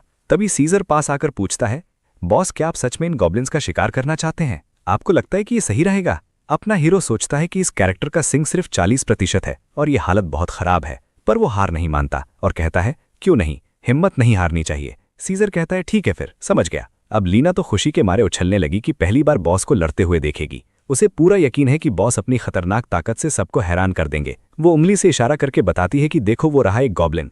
वो छोटा सा जीव तो पहले से ही अधमरा है और कांपते हुए उनकी तरफ आ रहा है। अब हीरो गॉब्लिन के बिल्कुल आमने सामने है। उस कांपते हुए जीव को देखकर वो मन ही मन सोच रहा है कि चलो जो होगा देखा जाएगा, कम से कम मेरे पास ये बढ़िया तलवार तो है। उसके लिए गॉब्लिन को मारना उतना जरूरी नहीं था जितना मारते वक्त अपना स्टाइल बनाए रखना था। वो ये सोचकर हमला करता है कि बस कूल दिखना चाहिए, बाकी सब भाड़ में जाए। लेकिन वो नन्हा एल्डर गॉब्लिन अचानक साइड हट जाता है और अपनी डंडी से हीरो के सिर पर दे मारता है। हीरो को एहसास होता है कि ये जीव तो अजीबोगरीब तरीके से तेज है। वो फिर से तलवार चलाता है, पर वो कमीना फिर चकमा दे देता है। किस्मत अच्छी थी कि तलवार में डिफ्यूजन इफेक्ट लगा था, जिससे तलवार की धार अपनी लंबाई से थोड़ा आगे तक वार कर सकती थी और वो गॉब्लिन को लग गई। फिर भी वो गॉब्लिन पीठ के बल गिरा, लहूलुहान हालत में गुलाटी मारी और वहां से दुम दबाकर भाग निकला। हमारे लड़के को लगा कि वो जीत जाएगा, पर उसे डर भी था कि अगर वो बुढ़ा गॉब्लिन बच निकला तो बड़ी बेइज्जती होगी। वो टशन में अपनी तलवार घुमाकर उसकी तरफ फेंकता है, लेकिन तलवार किसी कूड़े की तरह बीच में ही जमीन पर गिर जाती है। वो दोनों चेले बस खड़े होकर तमाशा देखते रहते हैं और गॉब्लिन आंखों से ओझल हो जाता है। अपना हीरो अब ऐसे एक्टिंग करता है जैसे कुछ हुआ ही ना हो। वो चुपचाप अपनी तलवार उठाता है और आगे बढ़ने लगता है। तभी सीजर बोलता है, बॉस आपकी इस बॉडी ने तो मेरी उम्मीदों के भी पार परफॉर्म किया है। लीना बेचारी कंफ्यूज हो जाती है और पूछती है, उम्मीदों के पार? क्या बॉस सच में अपने फिसड्डी हैं? हमारा हीरो बिना कुछ बोले बस चलता रहता है, जबकि लीना अपना दिमाग लगा रही है कि आखिर माजरा क्या है, क्या उनकी तबीयत खराब है। वो कोई जवाब नहीं देता और वहां से निकल जाता है। कुछ देर बाद वे सब एक कैंप फायर के चारों ओर बैठे होते हैं और माहौल काफी अजीब होता है।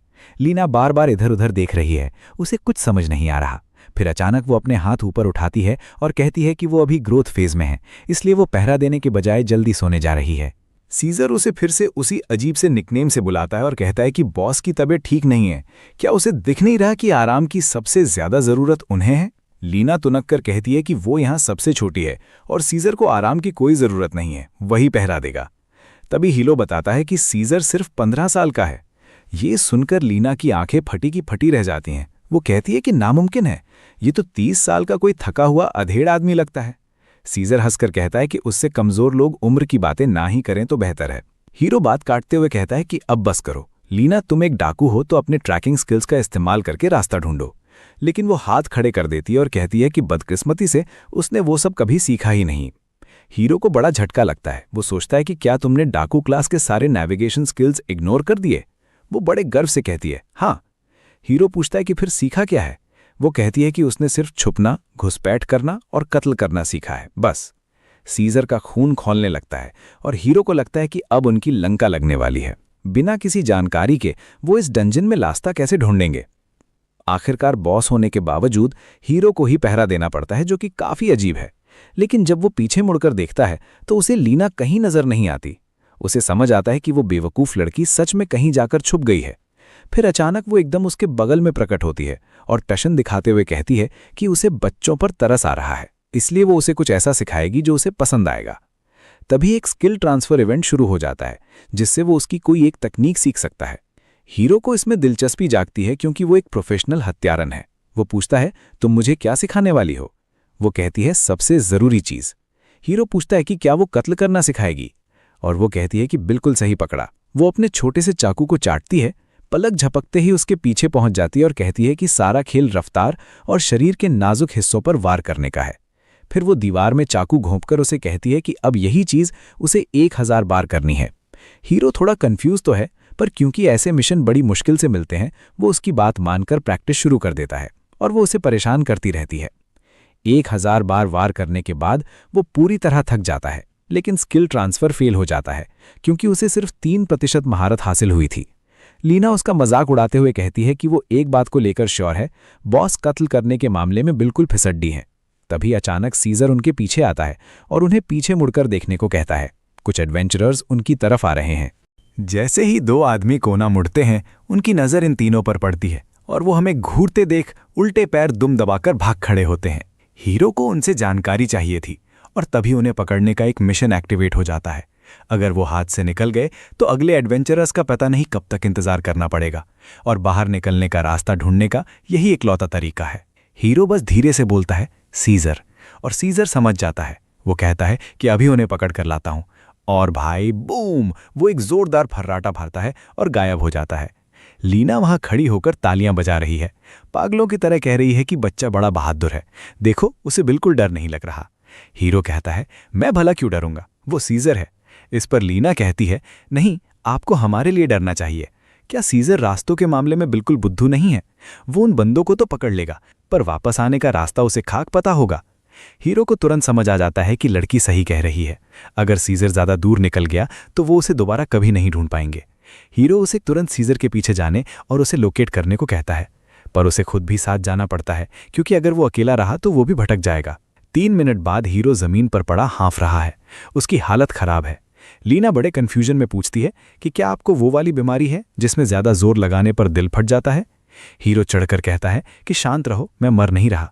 वो कहती है, हो सकता है, पर अब हम फंस गए हैं, अब हम कुछ नहीं कर सकते, बस दुआ करो कि उसे वो एडवेंचरर्स मिल जाएं। तभी सिस्टम अनाउंस करता है कि सीजर ने उन्हें ढूंढ लिया है। हीरो राहत की सांस लेता है और लीना से कहता है कि अब फिक्र की कोई बात नहीं है। पर वो पलटकर पूछती है, क्या आप श्योर हैं? हमें अभी भी सीजर को तो ढूंढना ही पड़ेगा ना? हीरो उसे समझाता है कि रिलैक्स करो, अगर सीजर बुद्धू भी है तो जिन एडवेंचरर्स को उसने पकड़ा है वो उसे वापस हम तक ले ही आएंगे। ये सुनकर लीना खुश हो जाती है और कहती है कि चलो शुक्र है, ग्रुप में कोई तो ऐसा है जो चीज़ें ढूंढ सकता है। तभी हीरो अचानक टॉपिक बदल देता है और उससे पूछता है कि यहाँ से बाहर निकलने के बाद वो क्या करना चाहती है। लीना को कुछ समझ नहीं आता। वो कहता है कि जिस तरह उसने उसे स्किल सिखाने की कोशिश की वो काबिले तारीफ है, इसलिए वो उसे कुछ देना चाहता है। लीना इमोशनल हो जाती है और कहती है कि बॉस उसके लिए बहुत दयालु हैं, क्योंकि इसका मतलब है कि अब उन्हें उसके खाने पीने का मोटा खर्चा उठाना पड़ेगा। हीरो सोचता है कि यह अजीब बात है, इस शहर के सारे डाकू क्या भूखे मर रहे हैं? उसे लगता है कि बेचारी ने बड़ी गरीबी देखी है, जो कि उसके लिए अच्छा ही है, क्योंकि खाना तो कौड़ियों के भाव मिलता है। अपने इन गुलामों, मेरा मतलब है चेलों को खाने के बदले काम पर रखना काफी सस्ता पड़ेगा। तभी अचानक एक वार्निंग आती है, सीजर ने एक एडवेंचरर को मार डाला। हीरो को एकदम याद आता है कि वो एक छोटा सा डिटेल भूल गया था, सीजर सबको जान से मार देगा। उसी वक्त लीना इशारा करती है कि वहां और भी एडवेंचरर्स हैं, पूरा का पूरा ग्रुप। हीरो गुस्से में उन्हें घूरने लगता है, जबकि लीना अजीब तरह से एक्साइटेड है। भाई साहब, वो तो अभी से अपना खंजर निकालने लगी है। तभी एक तीर उनके शील्ड पर आकर लगता है, लेकिन वो एडवेंचरर्स लीना के लिए परेशान हैं। वो चिल्लाकर कहते हैं कि उस अजीब आदमी से दूर हट जाओ, वो खतरनाक दिख रहा है। हीरो को कुछ समझ नहीं आता। वहीं उनमें से एक उसे गालियां देने लगता है कि कितना नीच इंसान है जो इस डंजन में एक छोटी सी बच्ची का फायदा उठा रहा है। हीरो अभी भी सदमे में है कि ये लोग ऐसा क्यों सोच रहे हैं, और सबसे बड़ी दिक्कत ये है कि अगर सीजर इस वक्त यहां आ गया तो ये सब मारे जाएंगे। वो सोचता है कि लीना अब क्या करेगी, पर वो तो बस उस पर हंसे जा रही है।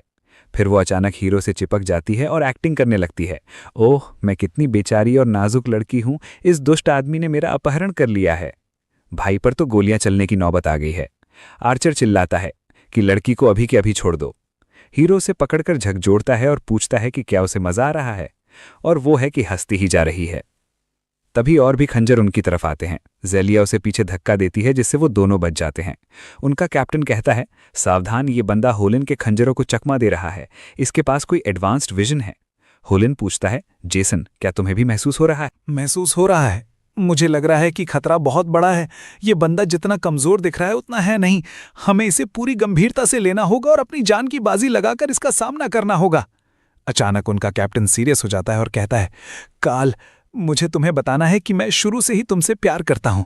काल बेचारी शर्मा जाती है और कहती है कि अगर हम जिंदा बचे तो बाकी की बात तब करना। हीरो दूसरी तरफ खड़ा सोच रहा है, ये क्या बकवास चल रही है। यहां रोमांस और ड्रामा चल रहा है, पर ये लोग मुझसे डर क्यों रहे हैं? वो सब हमला करने के लिए दौड़ते हैं। तभी लीना पूछती है कि क्या वो उन सबको जान से मार दे। हीरो नहीं चाहता कि वो ऐसा करे, पर उसे ये भी नहीं पता कि वो खुद क्या करेगा। तभी एक नोटिफिकेशन आता है कि सीजर ने एक और एडवेंचरर को मार गिराया है, जिससे हीरो को थोड़ा एक्सपीरियंस मिलता है और उसका लेवल अप हो जाता है। उसे तुरंत एक नई स्किल मिलती है, बॉस स्पिरिट। हीरो इसे लेकर थोड़ा एक्साइटेड तो है, पर उसकी महारत अभी सिर्फ 0.02% है। एक असली बॉस वही है जो अपने चेलों से इज्जत वसूल करे और दुश्मनों के मन में खौफ भर दे।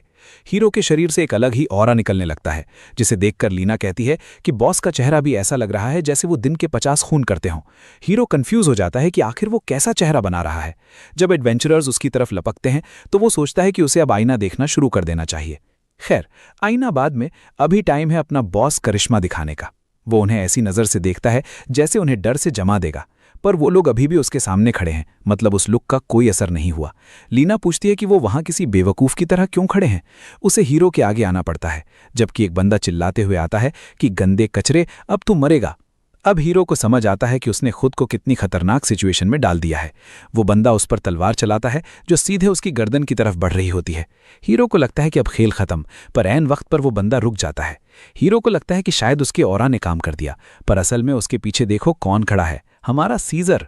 सीजर पूछता है, तुम लोग डंजन में ये खिलौना जैसी तलवार लेकर क्यों आए हो? वो बंदा कांपने लगता है, पर अगले ही पल कहता है कि वो पीछे नहीं हटेगा। तभी सीजर अपनी तलवार घुमाता है और जेसन की तलवार के परखच्चे उड़ा देता है। अजीब बात यह होती है कि अचानक लीना कुछ सूंघती है और कहती है कि उसे खून की गंध आ रही है। वो हीरो से कहती है, बॉस, मुझे नहीं लगता कि ये इसका खून है, आपका क्या ख्याल है? सीजर तुरंत जवाब देता है, बॉस, जिन 2 आदमियों के पीछे आपने मुझे भेजा था वो जालिम एडवेंचरर्स थे जो दूसरों का खून करते थे, इसीलिए मैंने उन्हें निपटा दिया और मैंने उनके हथियार भी जब्त कर लिए हैं।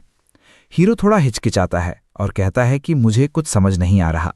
रुको, अगर वो कातिल एडवेंचरर्स थे तो तुमने उन्हें क्यों मारा? और मेरी बात सुनो, अगर वो इतने ही जालिम थे तो हमें देखकर भागे क्यों? सीजर कहता है, बॉस, ये तो साफ है ना, जब उन्होंने आपका ये दिन के 50 खून वाला चेहरा देखा तो डर के मारे उनकी सिट्टी पिट्टी गुम हो गई। हीरो को अब भी समझ नहीं आ रहा कि ये दोनों बार बार चेहरे वाली बात क्यों पकड़ के बैठे हैं। वो एडवेंचरस की तरफ मुड़ता है और एक बहुत ही खौफनाक चेहरा बनाकर पूछता है, तुम दोनों, एक सवाल है, मेरा चेहरा देखकर तुम्हें क्या लगता है? वो नाइट कहता है, मुझे लगता है कि अब हम नहीं बचेंगे। तभी सीजर अपनी भारी भरकम तलवार लेकर आगे बढ़ता है और कहता है कि ये घटिया इंसान अभी तक जिंदा है और ऐसी बातें कर रहा है। बॉस ने इसे छोड़ दिया और ये कहता है कि ये बचेगा नहीं, ये तो सरासर बेइज्जती है। सीजर के हिसाब से इन सबको अभी मर जाना चाहिए, पर हीरो चिल्लाता है, रुको, ठहरो। वो उन्हें बचाने की कोशिश करते हुए कहता है, तुम लोगों की सजा ये है कि सीजर जो हथियार लाया है उन पर लगा खून साफ करो। सीन बदलता है और लीना का चेहरा खुशी से चमक रहा है। वो कहती है कि बॉस वाकई बहुत शातिर हैं, उन्होंने इन बेवकूफ़ों को अपने काम पर लगा दिया और अब उसका सब स्पेस माल से भर गया है। हीरो समझाता है कि ये तो जाहिर सी बात है, अगर डंजन से लूटा हुआ माल खून से सना होगा तो उसे कोई नहीं खरीदेगा। सब कुछ साफ होगा तो किसी को पता नहीं चलेगा कि ये कहाँ से आया है और दाम भी अच्छे मिलेंगे। फिर वो पूछता है कि उस डाकू का नाम क्या है? होलान? पीछे से आवाज आती है, हाँ, मैं ही हूं। होलान उन्हें बाहर निकलने का रास्ता दिखा रहा है, पर वो उन्हें आगाह करता है कि गेट पर जो गार्ड्स खड़े हैं वो भी डाकू हैं। अगर उन्होंने तलाशी ली तो वो तुम्हारे माल का 10% हिस्सा टैक्स के नाम पर रख लेंगे। हीरो सोचता है कि भाई, टैक्स तो दूसरी दुनिया में भी डकैती ही है। वो पूछता है, अगर मैं ये टैक्स ना देना चाहूं तो? सीजर बड़ी सादगी से कहता है कि अगर हम उन्हें मार दें तो टैक्स बचाना बहुत आसान है। वहीं लीना कहती है कि वो अपनी खूबसूरती का इस्तेमाल करके उन्हें पटाने की कोशिश कर सकती है। हीरो उसे चल हट बोलकर इग्नोर करता है। हीरो होलान को आगे भेजता है कि देखो क्या होता है। जैसे ही वो गेट पर पहुंचते हैं, गार्ड पूछता है, ओए, लेब्रिन से वापस आ रहे हो क्या? होलान घबराते हुए कहता है, हाँ, वो क्या हम बिना चेकिंग के निकल सकते हैं? हमें रास्ते में एक एडवेंचरर किलर मिला था, तो हम गिल्ड को रिपोर्ट करने जा रहे हैं। गार्ड थोड़ा सोचता है और फिर कहता है, ठीक है, जाओ, बस बाद में डिफेंस वालों को पूरी जानकारी दे देना। हीरो को ये थोड़ा अजीब लगता है, पर वो चुपचाप निकल जाता है और इस तरह वो आखिरकार लेब्रिन से बाहर आ जाते हैं। तभी सीजर होलान की फिरकी लेते हुए कहता है, ओए छोटे डाकू, तू तो कह रहा था कि बड़ा खतरा है, बड़ी आफत आएगी, पर यहां तो कुछ भी नहीं हुआ। लीना उस 10% वाले चक्कर के बारे में पूछती है। उन दोनों को पहले से ही पक्का पता था कि ये बंदा झूठ बोल रहा है और बस उनसे 10% ऐंठने की फिराक में है। तभी हमारा प्रोटैगनिस्ट कहता है कि कोई बात नहीं सीजर, हम इन तीनों को ही गुलाम बनाकर बेच देंगे और जो पैसा वो चोरी करने वाला था उसकी भरपाई कर लेंगे। उसकी बातें सुनकर उसके दोस्त उसे गालियां देने लगते हैं कि भाई पागल है क्या, और ये भी साफ हो जाता है कि होलन सच में उन्हें लूटने की कोशिश कर रहा था। तभी सीजर फियर इंडक्शन की स्किल सीख रहा होता है और प्रोटैगनिस्ट के साथ मिलकर उसे एक्टिवेट कर देता है। दोनों पागलों की तरह चीखने चिल्लाने और हंसने लगते हैं, जिससे उनकी नोटोराइटी यानी बदनामी बढ़ने लगती है। बाकी लोग तो बस इन दोनों की ये अजीबोगरीब हरकतें देखकर सोच में पड़ जाते हैं कि इन्हें हुआ क्या है। खैर, लीना उन्हें विदा करती है। कम से कम गिल्ड का शुरुआती गॉब्लिन मिशन तो पूरा हुआ और उन्हें इनाम में 10 गोल्ड मिलते हैं। सिस्टम मैसेज आता है कि एडवेंचरर गिल्ड के साथ उसका रेपुटेशन सुधर रहा है। तभी रिसेप्शनिस्ट कहती है कि ये डंजन के लुटेरे हमेशा सिरदर्द बने रहते हैं। अच्छा हुआ कि तुमने उन्हें संभाल लिया। चलो बढ़िया है कि तुम्हें वो 10% नहीं देना पड़ा जो अक्सर ये लुटेरे मांगते हैं। उसे लगता है कि चलो अब जाकर बात समझ में आई। पर तभी वो लड़की पासा पलटते हुए कहती है कि लुटेरों को नहीं दिया तो क्या हुआ, गिल्ड को तो अभी भी 10% फीस देनी ही पड़ेगी। तीनों के होश उड़ जाते हैं। उन्हें लगता है कि जैसे वो लुटेरा उन्हें लूटने की कोशिश कर रहा था, ये लड़की भी वही कर रही है। वो अभी शिकायत करने ही वाला था कि वो बोल पड़ी, रुक जाओ, क्या तुम्हें ये ज्यादा लग रहा है? तो मेरे पास एक जबरदस्त आइडिया है। क्यों ना तुम मेरा नाम सामान बेचने वाले के तौर पर लिखवा दो, फिर तुम्हें कोई फीस नहीं देनी पड़ेगी।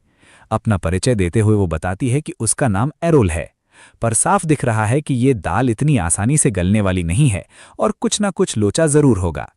अगला चैप्टर शुरू होता है बिजली की कड़कड़ाहट और एक चर्च के सीन के साथ, जहां कोई बात कर रहा है कि कैसे मासूमों को तड़पाया और निगला गया, और ये सब बस एक पवित्र जीवन जीने की हवस की वजह से हुआ। और अंत में वे सब कुछ अपने कब्जे में कर लेते हैं।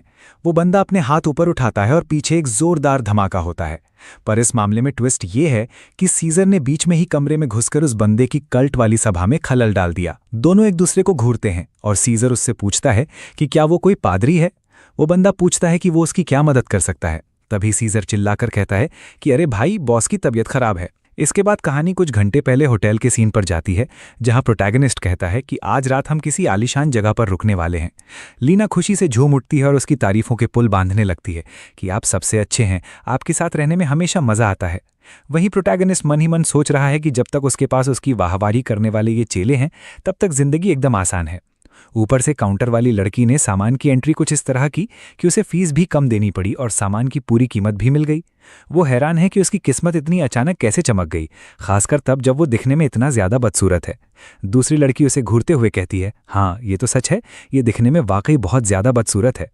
वो उसकी बात को अनसुना कर देता है और कहता है कि आज हम सिर्फ सोएंगे नहीं, कल के लैबिरिंथ मिशन की कामयाबी की खुशी में आज हम पूरा दिन मजे करेंगे। पर वो उन दोनों के सामने एक अजीब शर्त रखता है, जब तक हम यहाँ से निकल नहीं जाते कोई भी किसी तरह का फसाद खड़ा नहीं करेगा। ये सुनते ही वे दोनों एक दूसरे पर इल्जाम लगाने लगते हैं और सीजर हमेशा की तरह उस लड़की को गालियां देने लगता है, बेचारी। कुछ देर बाद सीन होटल के रेस्टोरेंट में बदल जाता है। वे सब जाम टकरा रहे होते हैं और सीजर तो देखने में बिल्कुल विचर जैसा लग रहा है। प्रोटैगनिस्ट भी ड्रिंक करता है और सोचता है कि काफी समय बाद उसे इस तरह सुकून के पल मिले हैं। तभी वो सीजर से पूछता है कि तुम दोनों कितनी पी सकते हो, और तभी वे उसे बताते हैं कि वे अभी नाबालिग हैं, इसलिए वे शराब नहीं पी सकते। क्या? प्रोटैगनिस्ट के होश उड़ जाते हैं। लीना अभी सिर्फ 16 साल की है और सीजर 15 का। प्रोटैगनिस्ट सोचता है कि उसे वाकई अंदाज़ा नहीं था कि ये बच्चे इतने छोटे हैं। वो कहता है कि अगर उन्हें आगे भी लैबिरिंथ में एडवेंचर जारी रखना है तो लीना को डायरेक्शन नेविगेशन स्किल सीखनी ही पड़ेगी, पर वो मना कर देती है कि कतई नहीं, ये दुनिया का सबसे बोरिंग काम है। वो कहता है कि चलो ठीक है, फिर मैं खुद किसी लुटेरे को ढूंढकर उसका नक्शा चोरी कर लूंगा। पीते हुए उसके मन में बस एक ही ख्याल आता है कि उसके ये चेले तो चलती मुसीबत हैं। वो चाहे कुछ भी कह ले, ये दोनों उसकी एक नहीं सुनते। पर अजीब बात यह है कि सीजर को भयानक गुस्सा आ रहा है। वो मेज पर हाथ पटकता है और पूछता है कि क्या उसने अभी अभी बियर का पूरा कप नहीं पिया। सीजर के हिसाब से तो एक घूंट से ज्यादा पीना जानलेवा हो सकता था। प्रोटैगनिस्ट को समझ ही नहीं आ रहा कि आखिर ये किस बारे में बात कर रहा है। लीना इमोशनल हो जाती है और कहती है कि देखो, ये हमारे साथ होने की खुशी में इतना एक्साइटेड था कि इसने पूरी ड्रिंक पी ली। वो सीजर को मारती है और शांत होने को कहती है, पर अचानक सीजर अपना आर्मर पहनकर चिल्लाने लगता है कि वो अभी किसी पादरी प्रीस्ट को बुलाकर लाता है। तो अब वो उस बंदे को बुलाने जा रहा है और मुझे खुद समझ नहीं आ रहा कि यहाँ चल क्या रहा है। कहानी फिर से प्रेजेंट में आती है। वो पादरी वहाँ खड़ा एकदम कंफ्यूज है। वो अपना परिचय देते हुए बताता है कि वो कयामत के वक्त का पादरी है और उसका नाम ल्यूविक है। प्रोटैगनिस्ट बिस्तर पर लेटा हुआ उलझन में बस इतना कहता है, चलो आपसे मिलकर अच्छा लगा, पर उसे अभी भी ये एंड टाइम्स प्रीस्ट वाला चक्कर समझ नहीं आ रहा। आमतौर पर ऐसे लोग गेम के आखिरी हिस्से तक छिपे रहते हैं, तो ये यहाँ क्या कर रहा है। वो थोड़ा सोचता है और पूछता है, तुम्हारे सिद्धांत यानी डॉक्ट्रिन क्या है। वो बंदा सीधा बोलता है कि उसका मकसद पूरी दुनिया का विनाश है। ये सुनकर प्रोटैगनिस्ट की फट जाती है, जबकि लीना काफी एक्साइटेड दिख रही है। उसे पक्का यकीन हो जाता है कि ये बंदा कम से कम ईविल तो पक्का है। वो पूछता है कि आखिर ये दुनिया का अंत चाहने वाले लोग इसे ठीक कैसे करेंगे। पादरी कहता है कि ये तो बहुत आसान है, शरीर के जिस हिस्से में बीमारी है उसे मार दो, बाकी हिस्सा अपने आप मर जाएगा। बीमारी के नाम पर वो बच्चा यानी सीजर कहता है कि अब समस्या होने वाली है क्योंकि बॉस ने पी रखी है। पादरी उसके करीब आता है और कहता है कि वो इतनी आसानी से नहीं मरेगा। उसने सुना था कि लड़के को अल्कोहल पॉइजनिंग हो गई है। प्रोटैगनिस्ट कहता है कि अरे भाई, ये गलतफहमी है, मैंने बस एक छोटा सा कप पिया था, बस इतना ही। ये सब रायता उसके इस नौकर ने फैलाया है। अब चूंकि काफी देर हो चुकी है तो पादरी जा सकता है। वो कम से कम उसे अस्पताल जाने की सलाह देता है और इतनी दूर आने के बदले उसे हर्जाना देने की सोचता है। वो पादरी के हाथ में एक सिक्का उछाल देता है और पादरी अभी भी थोड़ा हक्का बक्का है। प्रोटैगनिस्ट पूछता है कि क्या उसे और चाहिए। वो बंदा थोड़ा हिचकिचाता है और अपना बैग उठाते हुए कहता है कि ये पहली बार है जब उसे यानी ल्यूविक को अपने चर्च की बदनामी फैलाने के लिए कोई इनाम मिला है। वो पादरी इस बात से इतना भावुक हो जाता है कि अब वो बिना शुक्रिया अदा किए वहां से जाने को तैयार ही नहीं है। वो पागलों की तरह मंत्र पढ़ने लगता है कि वो मासूम जो मेरे भगवान को निगलने के लिए अपनी जान देते हैं। प्रोटैगनिस्ट को समझ आ जाता है कि ये बंदा कम से कम दिमागी रूप से तो पूरी तरह हिला हुआ है, और ल्यूविक किसी साइको की तरह मुस्कुराते हुए कहता है कि अब वो कयामत का अनुष्ठान एंड टाइम्स रिचुअल शुरू करने जा रहा है। वो अपनी किताब के पन्ने पलटता है और कहता है कि वो उस सेवक को बुला रहा है जो बीमारियों पर राज करता है। अभी प्रोटैगनिस्ट सदमे में ही था कि उस बंदे ने अपना अंगूठा जोर से नीचे पटका। बाहर बिजली कड़की, पर ऐसा लगा जैसे कुछ हुआ ही नहीं। वो सोचने लगा, भाई ये क्या था। सीजर को गुस्सा आ जाता है और वो पादरी को बेकार कहते हुए चिल्लाता है कि तुम्हारी स्पेशल स्किल ने तो कुछ किया ही नहीं। तभी पादरी उन्हें खिड़की से बाहर देखने को कहता है। जब वे बाहर देखते हैं तो सड़क पर एक आदमी मरा हुआ पड़ा होता है। प्रोटैगनिस्ट पादरी से पूछता है, भाई वो आदमी ऐसा क्यों लग रहा है जैसे अभी मर जाएगा। तभी ल्यूविक के चारों ओर एक काली आभा छा जाती है। वो खिड़की से बाहर कूदता है, सीधा सड़क पर लैंड करता है, अपनी किताब उठाता है और उस आदमी की नब्ज चेक करके कहता है कि ये तो पक्का मर चुका है। आसपास के लोग हैरान परेशान खड़े हैं। तभी प्रोटैगनिस्ट को असली बात समझ आती है। इस पागल ने कमरे के अंदर मंत्र पढ़ा और सड़क पर चलते किसी अनजान आदमी को मार दिया। सीजर उसे हटने को कहता है और खुद भी खिड़की से नीचे कूद जाता है। वो पादरी पर चिल्लाता है कि तुम तो बिल्कुल अनाड़ी हो और ऊपर से तुमने बॉस को ठीक भी नहीं किया। फिर वो पादरी की तरफ एक विशाल तलवार तान देता है जो उस पादरी से भी बड़ी है और चेतावनी देता है कि अगर इस अनुष्ठान से कुछ नहीं हुआ तो खैर नहीं। ल्यूविक सफाई देता है कि उसने जो जादू किया है वो इंसान की जीवन शक्ति को तब तक कम करता है जब तक बीमारी मर न जाए। पर सीजर आग बबूला है क्योंकि इस ड्रामे की वजह से सबका ध्यान उनकी तरफ आ गया है, जबकि बॉस ने साफ कहा था कि आज हमें शांत रहना है। प्रोटैगनिस्ट तो डर के मारे कांप रहा है। तभी ल्यूविक पूछता है कि क्या ये तलवार मेरे कबीले को धमकी देने के लिए उठाई गई है। सीजर कहता है कि ये धमकी नहीं है, उसे नाकामी बर्दाश्त नहीं और अब ल्यूविक को इसकी कीमत चुकानी होगी। प्रोटैगनिस्ट ऊपर से चिल्ला रहा है कि अबे लड़ना बंद करो। जैसे ही सीजर हमला करता है, पादरी गायब हो जाता है। सीजर पीछे से वार करने की कोशिश करता है, पर पादरी उसे ब्लॉक कर लेता है और कहता है कि उसकी होली पावर उस नुकसान को सोख लेती है जो भगवान ने उसे दी है। प्रोटैगनिस्ट हक्का बक्का रह जाता है, ये वाकई सीजर के हमलों को रोक रहा है। सिस्टम मैसेज आता है कि पादरी लुविक के साथ उसकी मौत की लड़ाई शुरू हो चुकी है। इधर उधर तलवारें चलने लगती हैं। पादरी लगातार बच रहा है।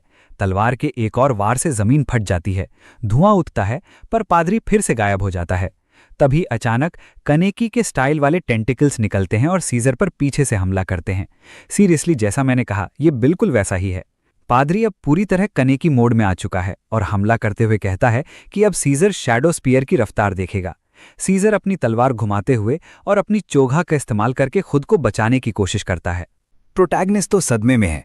इधर सीजर अपनी चोगा यानी क्लोक से पैदा हुई हवा के दबाव से सामने वाले के हमलों को रोक रहा है।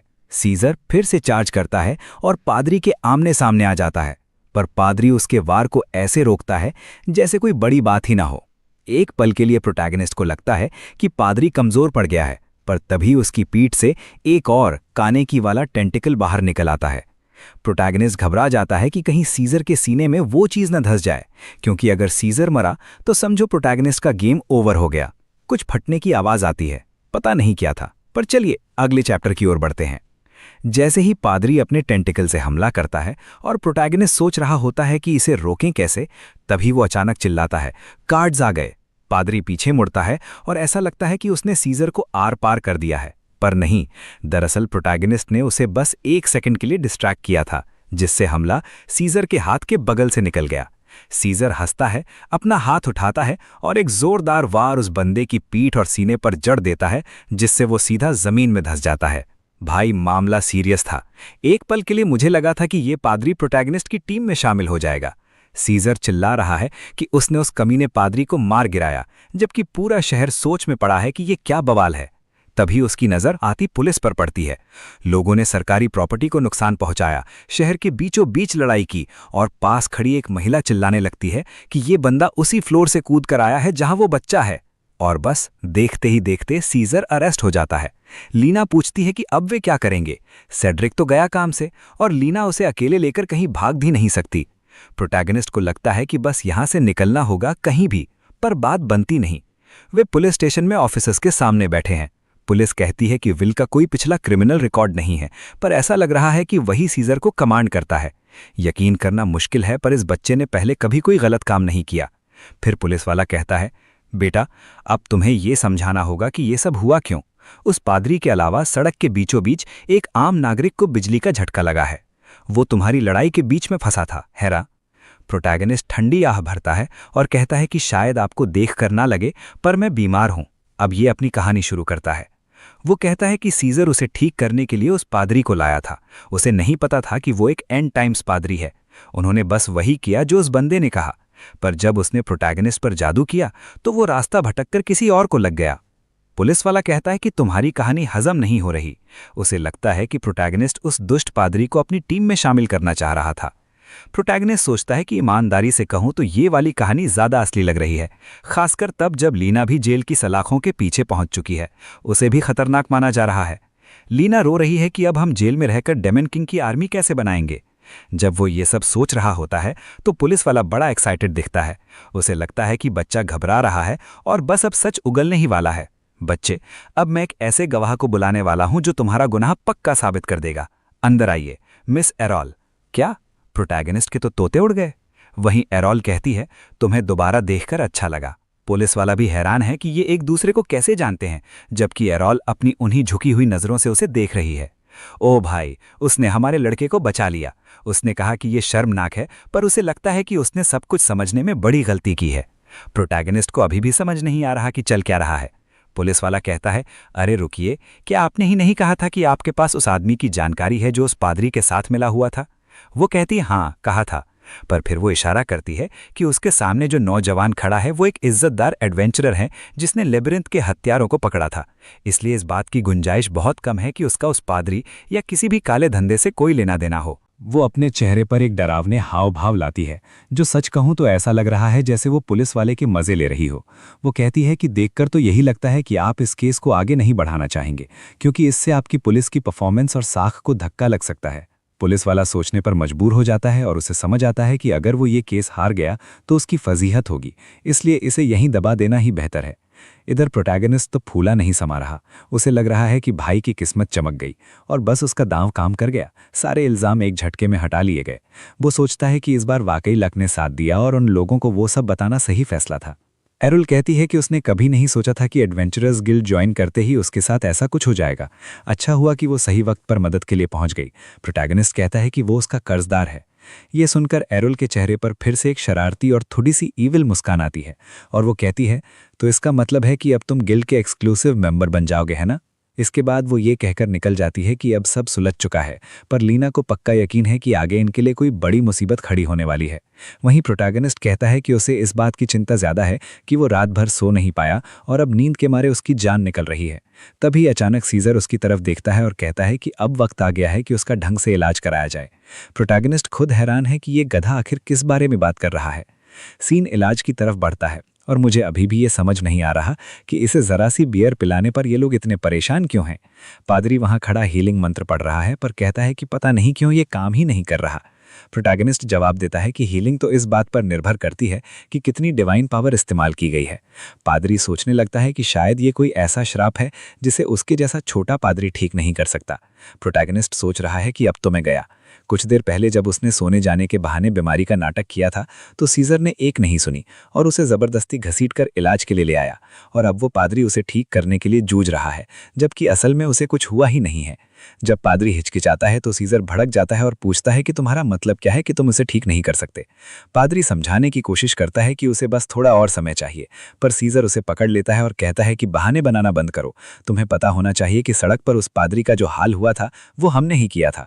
तभी प्रोटैगनिस्ट मन ही मन सोचता है कि भाई ये ऐसी बात नहीं है जिसे तुम सबके सामने चिल्ला कर कहो। तभी अचानक पीछे से कोई पूछता है कि क्या इस मरीज के श्राप की पहचान नहीं हो पा रही। सीजर मुड़कर पूछता है कि कौन है बे तू, पर वो इंसान बस इतना कहता है, जरा साइड हटो। जैसे ही हीरो ने मुड़कर देखा, सामने वाले के चेहरे के हाव भाव बता रहे थे कि भाई इसकी शक्ल इतनी भयानक है कि पक्का इस पर कोई तगड़ा श्राप है। तभी उस गोरे लड़के ने अपना हाथ उठाया और जादू के मंत्र पढ़ने लगा, पर उसकी खुद की हालत टाइट थी। उसके हाथ कांप रहे थे और उसे समझ नहीं आ रहा था कि आखिर ये सब हो कैसे रहा है। इस बंदे का नाम इलेन है।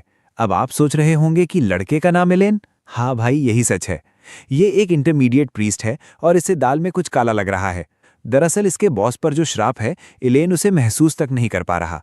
उसका मानना है कि इसे ठीक करने के लिए उससे भी ऊंचे लेवल के प्रीस्ट की जरूरत पड़ेगी। उधर चेले चपाटे इस डर में दुबले हुए जा रहे हैं कि कहीं बॉस निकल न लें। दूसरी तरफ हीरो मन ही मन सोच रहा है कि अबे ओ गधों, मैं बिल्कुल चंगा हूं, बस मान लो यार। पर दिक्कत यह है कि अगर उसने अभी सच उगल दिया कि वो नाटक कर रहा था तो चेलों के सामने बनी बनाई इज्जत का कचरा हो जाएगा और फिर कोई उसे घास नहीं डालेगा। इलेन तो घबराहट में वहां से भागने ही वाला था कि वो जाकर ग्रैंड मास्टर को बुला लाए। तभी हीरो ने उसे टोकते हुए कहा, अरे इलेन भाई जरा रुको, मुझे अकेले में तुमसे अपनी बीमारी के बारे में कुछ जरूरी बात करनी है। अब सीन बदलता है और हम इलेन की किताबों की दुकान पर पहुंचते हैं। इलेन उसे बोलने का मौका देता है कि आखिर बात क्या है। हीरो बड़े ही सधे हुए अंदाज में कहता है, इलेन साहब, मैं नहीं चाहता कि मेरे इस श्राप के चक्कर में ग्रैंड मास्टर को बीच में घसीटा जाए। इलेन हैरान होकर पूछता है कि भला ऐसा क्यों, क्योंकि ठीक होने का इससे अच्छा मौका और क्या होगा। उसने तो यहां तक कह दिया कि अगर पैसों की दिक्कत है तो वो अपनी जेब से मदद कर देगा, लेकिन हीरो के दिमाग में कुछ और ही चल रहा था। उसने पलटा मारकर पूछा कि अगर वो इसे ठीक करने में नाकाम रहे तो क्या होगा। इलेन को भी अंदाजा है कि उसका ये श्राप कितना बदनाम और खतरनाक है। हीरो ने अपनी बात फिर दोहराई कि वो इस मामले में ग्रैंड मास्टर को शामिल नहीं करना चाहता। यहां तक कि ब्रैम के गार्ड्स भी कुछ नहीं कर पाएंगे, उन पर किसी का बस नहीं चलता, जिसका मतलब है कि अगर वे नाकाम रहे तो वहां मौजूद हर शख्स मारा जाएगा। इलेन कहता है कि ये सोचकर ही दिल बैठ जा रहा है कि जो इंसान उन पागल चेलों को संभाल रहा है उसकी अपनी शक्ल इस श्राप की वजह से पूरी तरह बर्बाद हो चुकी है। पुजारी इमोशनल होते हुए कहता है कि उसने आज तक ऐसा कोई नहीं देखा जिसने दूसरों के लिए खुद को इतना कुर्बान कर दिया हो कि श्राप उसे अंदर तक खा जाए। इसे कहते हैं असली त्याग की भावना। इधर हीरो अंदर ही अंदर रो रहा है और सोच रहा है कि भाई मैंने हाथ जोड़ लिए, अब इस बंदे को कैसे समझाऊं। हार मानकर वो कहता है, देखो मैंने सब समझा दिया है, अब मैं निकल रहा हूं।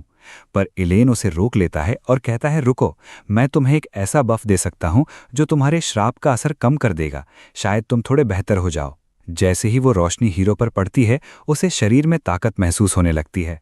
ताज्जुब की बात यह है कि उसकी सारी परेशानियां और दिक्कतें सच में ठीक होने लगती हैं। हीरो कहता है चलो ठीक है अब मैं चलता हूं और उसका शुक्रिया अदा करता है, लेकिन इलेन उसे फिर टोक देता है। इस लड़के की मेहनत देखकर पुजारी का खून ऐसा खौला कि उसने हीरो के ग्रुप में शामिल होने का फैसला कर लिया। हीरो को कुछ समझ नहीं आता कि ये क्या हो रहा है। इलेन को लगता है कि शायद उसकी काबिलियत पर शक है। दूसरी तरफ हीरो को यकीन है कि कोई न कोई पीछे बैठकर ये सब कंट्रोल कर रहा है। उसे डर है कि अगर इतनी मदद के साथ उसने लेवल अप किया तो उसकी मेहनत का क्रेडिट कोई और ले जाएगा। इसलिए वो कड़क आवाज में कहता है, सुनो पुजारी, मेरी टीम में तुम्हारी जान ही तुम्हारी गारंटी है। अगर तुम मेरे साथ आए तो तुम्हारी मौत पक्की है। सीन बदलता है और लोग इलेन से पूछते हैं कि क्या हुआ और वो कांप क्यों रहा है। वो कुछ कहने ही वाला होता है कि तभी लीना हीरो से पूछती है कि आखिर हुआ क्या था, क्योंकि उसका चेहरा पहले से काफी बेहतर लग रहा है। इधर अंदर इलेन के आंसू नहीं थम रहे। वो बस यही रट रहा है कि भाई वो इंसान तो फरिश्ता है। उसका मानना है कि सबको चर्च जाकर उसके लिए दुआ मांगनी चाहिए। उसे लग रहा है कि हीरो ने उसे अपनी टीम में शामिल करने से इसलिए मना किया क्योंकि वो नहीं चाहता था कि इलेन किसी खतरनाक मिशन पर अपनी जान जोखिम में डाले। लेकिन अगले ही पल सीन 1 घंटे बाद की एक रेस्टोरेंट का है, जहां हीरो अभी भी वहां बैठा चमक रहा है, पर भाई उसके तेवर देखकर लग नहीं रहा कि वो खुश है। लीना कहती है कि इसकी स्किन तो चमक रही है पर शक्ल अभी भी वैसी ही डरावनी है। सीजर को भी समझ नहीं आ रहा कि ये आखिर चिढ़ा हुआ क्यों है। हीरो कहता है कि देखो भाई, मैं किसी को दोष नहीं देना चाहता, पर तुम दोनों को ये मानना पड़ेगा कि हम जो भी मिशन हाथ में लेते हैं उसका रायता जरूर फैलता है। ये सुनते ही वो दोनों आपस में ही भिड़ जाते हैं और एक दूसरे पर इल्जाम लगाने लगते हैं, जिस पर हीरो उन्हें चुप कराते हुए कहता है कि बस करो यार, अब असली मुद्दा ये है कि इस सब का हल कैसे निकाला जाए, और उसका हल है बार्गेनिंग स्किल, मोल भाव करने की कला। सिस्टम के हिसाब से ये हुनर मिट्टी से भी सोना निकाल सकता है। आपकी टैलेंट जितनी ज्यादा होगी आप उतना ही तगड़ा मोल भाव कर पाएंगे। लीना अपनी नाक सिकोड़ते हुए कहती है कि ये तो बड़ी शर्मनाक बात है, ये मोल भाव करना बहुत ही घटिया काम है। हीरो कहता है कि तुझे चीजों की असली कीमत नहीं पता, बस देखती जा। वो दुकान के मालिक को बुलाता है, जो बड़े अजीब तरीके से घूरते हुए आता है और पूछता है कि हाँ भाई क्या चाहिए। हीरो कहता है जरा इस खाने पर नजर डालिए जो मैंने ऑर्डर किया है। मालिक कहता है हाँ भाई, काफी सारा ऑर्डर किया है तो मैं क्या करूं। फिर हीरो अपना दांव खेलता है, मुझे लगता है इससे आपकी आज की अच्छी खासी कमाई हो गई होगी, है ना। जैसे ही वो अपनी बार्गेनिंग स्किल एक्टिवेट करता है, मालिक का दिल पिघल जाता है और वो कहता है हाँ भाई बात तो सही है, चलो तुम सबको मेरी तरफ से ड्रिंक्स फ्री। हीरो अपने चेलों को समझाता है कि देखो, बिना हाथ पैर चलाए भी चीजें हासिल की जा सकती हैं। सीजर को लगा कि उसे सब समझ आ गया और उसने तुरंत मेज पर हाथ पटका। उसने मालिक को फिर बुलाया और रॉब से पूछा, क्यों भाई, महसूस तो किया ही होगा तुमने, मेरा मतलब है कि ये बच्चा असल में क्या चाहता है। अब मालिक को समझ नहीं आ रहा कि सीजर आखिर क्या खिचड़ी पका रहा है। मालिक कुछ देर रुकता है और फिर वार्निंग देते हुए कहता है कि देखो, अगर यहां तमाशा किया ना तो सीधे पुलिस को बुला लूंगा। ये सुनते ही सीजर के तेवर चढ़ जाते हैं। अबे ओ, दिमाग ठिकाने हैं, आज पूरा शहर तहस नहस करने के बाद हम खुद पुलिस स्टेशन गए थे और फिर भी शान से बाहर निकल कर आए हैं, हमारा कोई कुछ नहीं बिगाड़ सकता। हीरो फिर से वही सोच रहा है कि लो भाई, सीजर ने फिर अपनी जबान कैंची की तरह चलानी शुरू कर दी। तभी दुकान का मालिक बड़े शक भरे अंदाज में हीरो की तरफ मुड़ता है और पूछता है कि क्या कोई नया क्रिमिनल गैंग मार्केट में आया है जिसके बारे में उसे खबर नहीं। उसे लगता है कि ये लोग इस जगह की अहमियत जानते हुए ही यहाँ कोई बड़ा कांड करने आए हैं। तभी अचानक कमरे का एक गुप्त दरवाजा खुलता है। वैसे इस शहर के हर घर में ऐसे चोर दरवाजे होते ही हैं, और वहां से एक पूरा गैंग बाहर निकल आता है। मालिक हंसते हुए कहता है कि उसे वो ग्राहक पसंद हैं जो अपना असली मकसद साफ रखते हैं। सीजर तो जैसे इसी ताक में था, वो एक्साइटेड होकर चिल्लाता है कि भाई, ये मोलभाव वाली ट्रिक तो सच में काम कर गई। उसे लड़ाई चाहिए थी और उसे मिल गई। वो अपनी तलवार लेकर सीधा उन पर टूट पड़ता है। पहली ही काट में आधे गुंडे ढेर हो जाते हैं और बाकी खौफ के मारे कांपने लगते हैं। सिस्टम से वार्निंग आती है कि आप एक खतरनाक गैंगस्टर एरिया में हैं, जहां एक क्रिमिनल गैंग छुपकर रेस्टोरेंट चला रहा है। सीजर वहां सब कुछ तहस नहस कर रहा होता है। गैंग का बॉस चुपके से खिसकने की कोशिश करता है। वो दंग है कि एक ही हमले में उसके आधे बंदे निपट गए। वो चिल्लाकर सबको फैलने का ऑर्डर देता है, पर उसका ध्यान पीछे खड़ी लीना पर नहीं जाता। लीना बड़े प्यार से पूछती है कि मुझ जैसी खूबसूरत लड़की पर तुम्हारा ध्यान कब जाएगा। शायद इनका कोई पुराना हिसाब है, क्योंकि वो अपनी तलवार को चाटते हुए पूछती है कि क्या मुझे पहचाना। कुछ ही सेकंड में बॉस की सिट्टी पिट्टी गुम हो जाती है। वो थर थर कांपते हुए माफी मांगने लगता है कि उसे मोलभाव न करके बहुत बड़ी गलती कर दी। हीरो अपनी उसी डरावनी शक्ल के साथ वहां खड़ा है और बॉस ये जानने को बेताब है कि आखिर ये बंदा है कौन। विल यानी हीरो कहता है कि अब पछताने से क्या फायदा, क्या तुमने मेरी इस जूनियर को नहीं पहचाना। संगठन की टॉप लेवल की फाइटर थी जिसने एक ही दिन में हमारी पूरी यूनिट तबाह कर दी थी और फिर गायब हो गई। अब हालत यह है कि शहर का हर अपराधी इस लड़की और इसके ग्रुप को जान से मारने के लिए ढूंढ रहा है। लीना तो ये सुनकर बड़ी खुश है कि वो इतनी फेमस है, पर हीरो का सिर चकरा रहा है कि भाई ये सब कब हो गया। अब पुलिस तो इनके पीछे थी ही, अब क्रिमिनल भी पीछे पड़ गए हैं, जिसका मतलब है कि ये किसी पर भरोसा नहीं कर सकते। पर अब पीछे हटने का रास्ता तो बचा नहीं था। हीरो अपनी जगह से खड़ा होता है और रौब झाड़ते हुए कहता है, अच्छा तो मेरी जूनियर को पूरा शहर ढूंढ रहा है, तो फिर बेहतर होगा कि तुम मुझे उन लोगों के नाम बताओ जो इसके पीछे पड़े हैं। अगर किसी ने भी अपना मुंह नहीं खोला तो आज यहां से कोई भी जिंदा बाहर नहीं जाएगा। बॉस को लगता है कि ये लड़का तो बड़ा ही बेरहम है जो सिर्फ इतनी सी बात के लिए सबको मार देगा। हीरो बाहर निकलने का नाटक करता है और लीना को हुक्म देता है कि इसे खत्म कर दो। तभी वो बॉस गिड़गिड़ाने लगा और बोला कि वो सब सच सच बता देगा। हीरो ने उसे चिताया कि मेरे सामने झूठ बोलने की कोशिश भी मत करना। तब जाकर उस बॉस ने राज खोला कि असल में पूरा डकैत संगठन इस वक्त बिखरा हुआ है। लीना ने पूछा कि उसके जाने के बाद आखिर ऐसा क्या हो गया, तो बॉस ने बताया कि बड़े क्रिमिनल गिल्ड की पहचान अब धीरे धीरे खत्म हो रही है और ये सब एक नए लड़के की वजह से हो रहा है जो हाल ही में ग्रुप में शामिल हुआ है। वो लड़का थोड़ा अजीब है पर दिमाग का बहुत तेज है। उसने सिर्फ अपनी बातों से पूरे संगठन पर कब्जा कर लिया है। उसने बड़े बड़े अधिकारियों को अपने पक्ष में कर लिया और काम करने का तरीका ही बदल दिया। तब से पुराने बार ठप पड़ गए और कमाई बंद हो गई। अफवाहें तो ये भी हैं कि वो लड़का पहले सड़क छाप आवारा हुआ करता था। बॉस ने आगे कहा कि उसे हीरो के इस नए ग्रुप में अपार संभावनाएं दिख रही हैं, पूरे इलाके को साफ कर देने वाली ताकत और एक असली बॉस जैसा करिश्मा। उसने ऑफर दिया कि अगर हीरो इन दुकानों का मालिक बन जाए तो उसकी शोहरत सबको पीछे छोड़ देगी। लीना ने उस गंजे के सिर पर एक जोर का चपत लगाया और चुप रहने को कहा, पर हीरो ने उसे रोक दिया। हीरो ने कहा कि वो इस ऑफर के बारे में सोच सकता है क्योंकि वो भी इन डकैतों के गिल्ड से पक चुका है। अगर मालिक ये पूरी जगह उसे सौंपना चाहता है तो वो इसे लेने को तैयार है। लीना गुस्से में आ गई और कहने लगी कि ये सब अपराधी हैं, मौका मिलते ही धोखा दे देंगे। पर हीरो ने उसे शांत करते हुए कहा कि जिस दिन किसी ने भी गद्दारी की उसे वहीं ढेर कर दिया जाएगा। वैसे भी इनके पास कोई और रास्ता नहीं है। अगर जिंदा रहना है तो इन्हें विल के प्रति वफादारी की कसम खानी ही होगी। उसी पल हीरो ने अपनी बॉस स्पिरिट एक्टिवेट कर दी। सब हिचकिचा रहे थे, पर अचानक माहौल बदल गया। अब उस रेस्टोरेंट को चलाने वाला पूरा क्रिमिनल ग्रुप हीरो का वफादार बन चुका था और वो जगह अब उसका इलाका, टेरिटरी थी। वो बूढ़ा मालिक तो हीरो के जूते चूमने लगा। सिस्टम ने भी कंफर्म कर दिया कि अब उसके पास अपना बेस और चेले चपाटे हैं। हीरो ने ऐलान किया कि अब से उनके संगठन का नाम ब्लैक माउंटेन होगा। सीजर ने तुरंत पूछा कि आगे का प्लान क्या है। उसे लगा था कि हीरो अब पूरे शहर पर कब्जा करेगा, पर हीरो ने कहा कि उनका पहला लक्ष्य लैबिरिंथ को फतेह करना है। लीना को यह थोड़ा अजीब लगा, पर हीरो ने समझाया कि उसे सिर्फ दौलत और शोहरत नहीं चाहिए, बल्कि उसकी दिलचस्पी वहां के ताकतवर मॉन्स्टर्स में है। वो शहर के इन पिद्दी लोगों पर राज करने के बजाय उन खूंखार जीवों को अपने वश में करना चाहता है। तभी सीन बदलता है और हम ईस्ट डिस्ट्रिक्ट की एक गली में उस लड़के को देखते हैं जो रेस्टोरेंट पर हुए कब्जे की खबर पड़ रहा है। उसके पास एक विशालकाय बंदा खड़ा है जिसका नाम मिस्टर तामा है। ये तामा हूबहू सीजर जैसा दिखता है, बस थोड़े सस्ते वर्जन वाला। अगले चैप्टर में हीरो साफ कह देता है कि उसे लैबिरिंथ या देश के किसी कानून की परवाह नहीं है।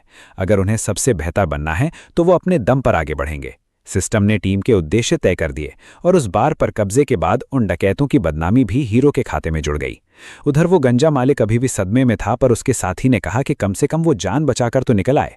तभी वहां एक पुलिस ऑफिसर आया और उस लड़के यानी तामा के साथ वाले को टोकते हुए बोला कि इतने बड़े हथियार लेकर घूमना गैर कानूनी है। ऑफिसर ने बताया कि आजकल शहर में बड़े हथियार वाले लोग काफी उत्पात मचा रहे हैं, इसलिए ये तलवार जब्त करनी होगी। पर यह तामा तो सीजर से भी गया गुजरा निकला। उसने बिना सोचे समझे सीधे पुलिस वाले पर ही हमला कर दिया। अब वापस चलते हैं हीरो की तरफ। सिस्टम का मैसेज आता है कि ब्लैक माउंटेन गिल्ड की बदनामी का आंकड़ा 1000 के पार पहुंच चुका है। अब मुसीबत यह है कि ग्रुप का कोई भी मेंबर कुछ भी कांड करेगा, उसका सीधा असर इसी स्कोर पर पड़ेगा। हीरो शहर की सड़कों से गुजर रहा है और थोड़ा असहज महसूस कर रहा है, क्योंकि जब से उसने उस रेस्टोरेंट पर कब्जा किया है हर कोई उसे ही घूर रहा है। हालांकि उसे ये बात ज्यादा बुरी भी नहीं लग रही, क्योंकि जितनी ज्यादा चर्चा होगी पैसा कमाने के मौके भी उतने ही बढ़ेंगे। अजीब बात तो यह है कि उसके चेलों को ये नेगेटिव पब्लिसिटी कुछ ज्यादा ही पसंद आ रही है। हीरो इस वक्त काफी एक्साइटेड है। पर साथ ही उसके अंदर एक गुस्सा भी है। वो खुद को ढीला नहीं छोड़ना चाहता, क्योंकि उसे डर है कि अगर उसने थोड़ी भी ढील दी तो वो फिर से वैसे ही फेल हो जाएगा जैसे ड्रागो गेम के पहले वर्जन में हुआ था। वो उन दोनों से कड़क अंदाज में कहता है, चाहे हमें नर्क में ही क्यों न जाना पड़े, हम उस लैब्रिंथ को कुचल कर रख देंगे। हमारी जान तभी बच सकती है जब कोई चमत्कार हो जाए। तो बताओ, क्या तुम लोग चमत्कार करने के लिए तैयार हो? पर उन दोनों ने तो उसे तुरंत टका सा जवाब दे दिया, बिल्कुल नहीं। लीना उसे शांत करते हुए कहती है, अरे बॉस, थोड़ा ठंडे हो जाओ, अभी बस बॉस की गद्दी मिली है तो इतने भी भावनाओं में मत बहो। सीजर ने भी सुर में सुर मिलाते हुए कहा, अभी तो खेल शुरू हुआ है बॉस, पहले जो तय किया है उस पर ध्यान देते हैं। हीरो बेचारा सोच में पड़ गया कि भाई इन दोनों के दिमाग में आखिर चलता क्या है। अभी वो ये सब सोच ही रहा था कि अचानक सिस्टम में इंट्रूडर अलर्ट की घंटी बजती है। अब पूरे शहर में उसके पास इकलौती जगह वही रेस्टोरेंट है, जिसका मतलब है कि वहां कोई घुसपैठिया घुस आया है। वो चिढ़कर सोचता है कि अभी तो जगह हाथ लगी थी और अभी से रायता फैलना शुरू हो गया। और जैसा कि अंदाजा था, ये वही लड़का था जिसने आते ही ऐलान कर दिया कि वो अपनी चीज वापस लेने आया है।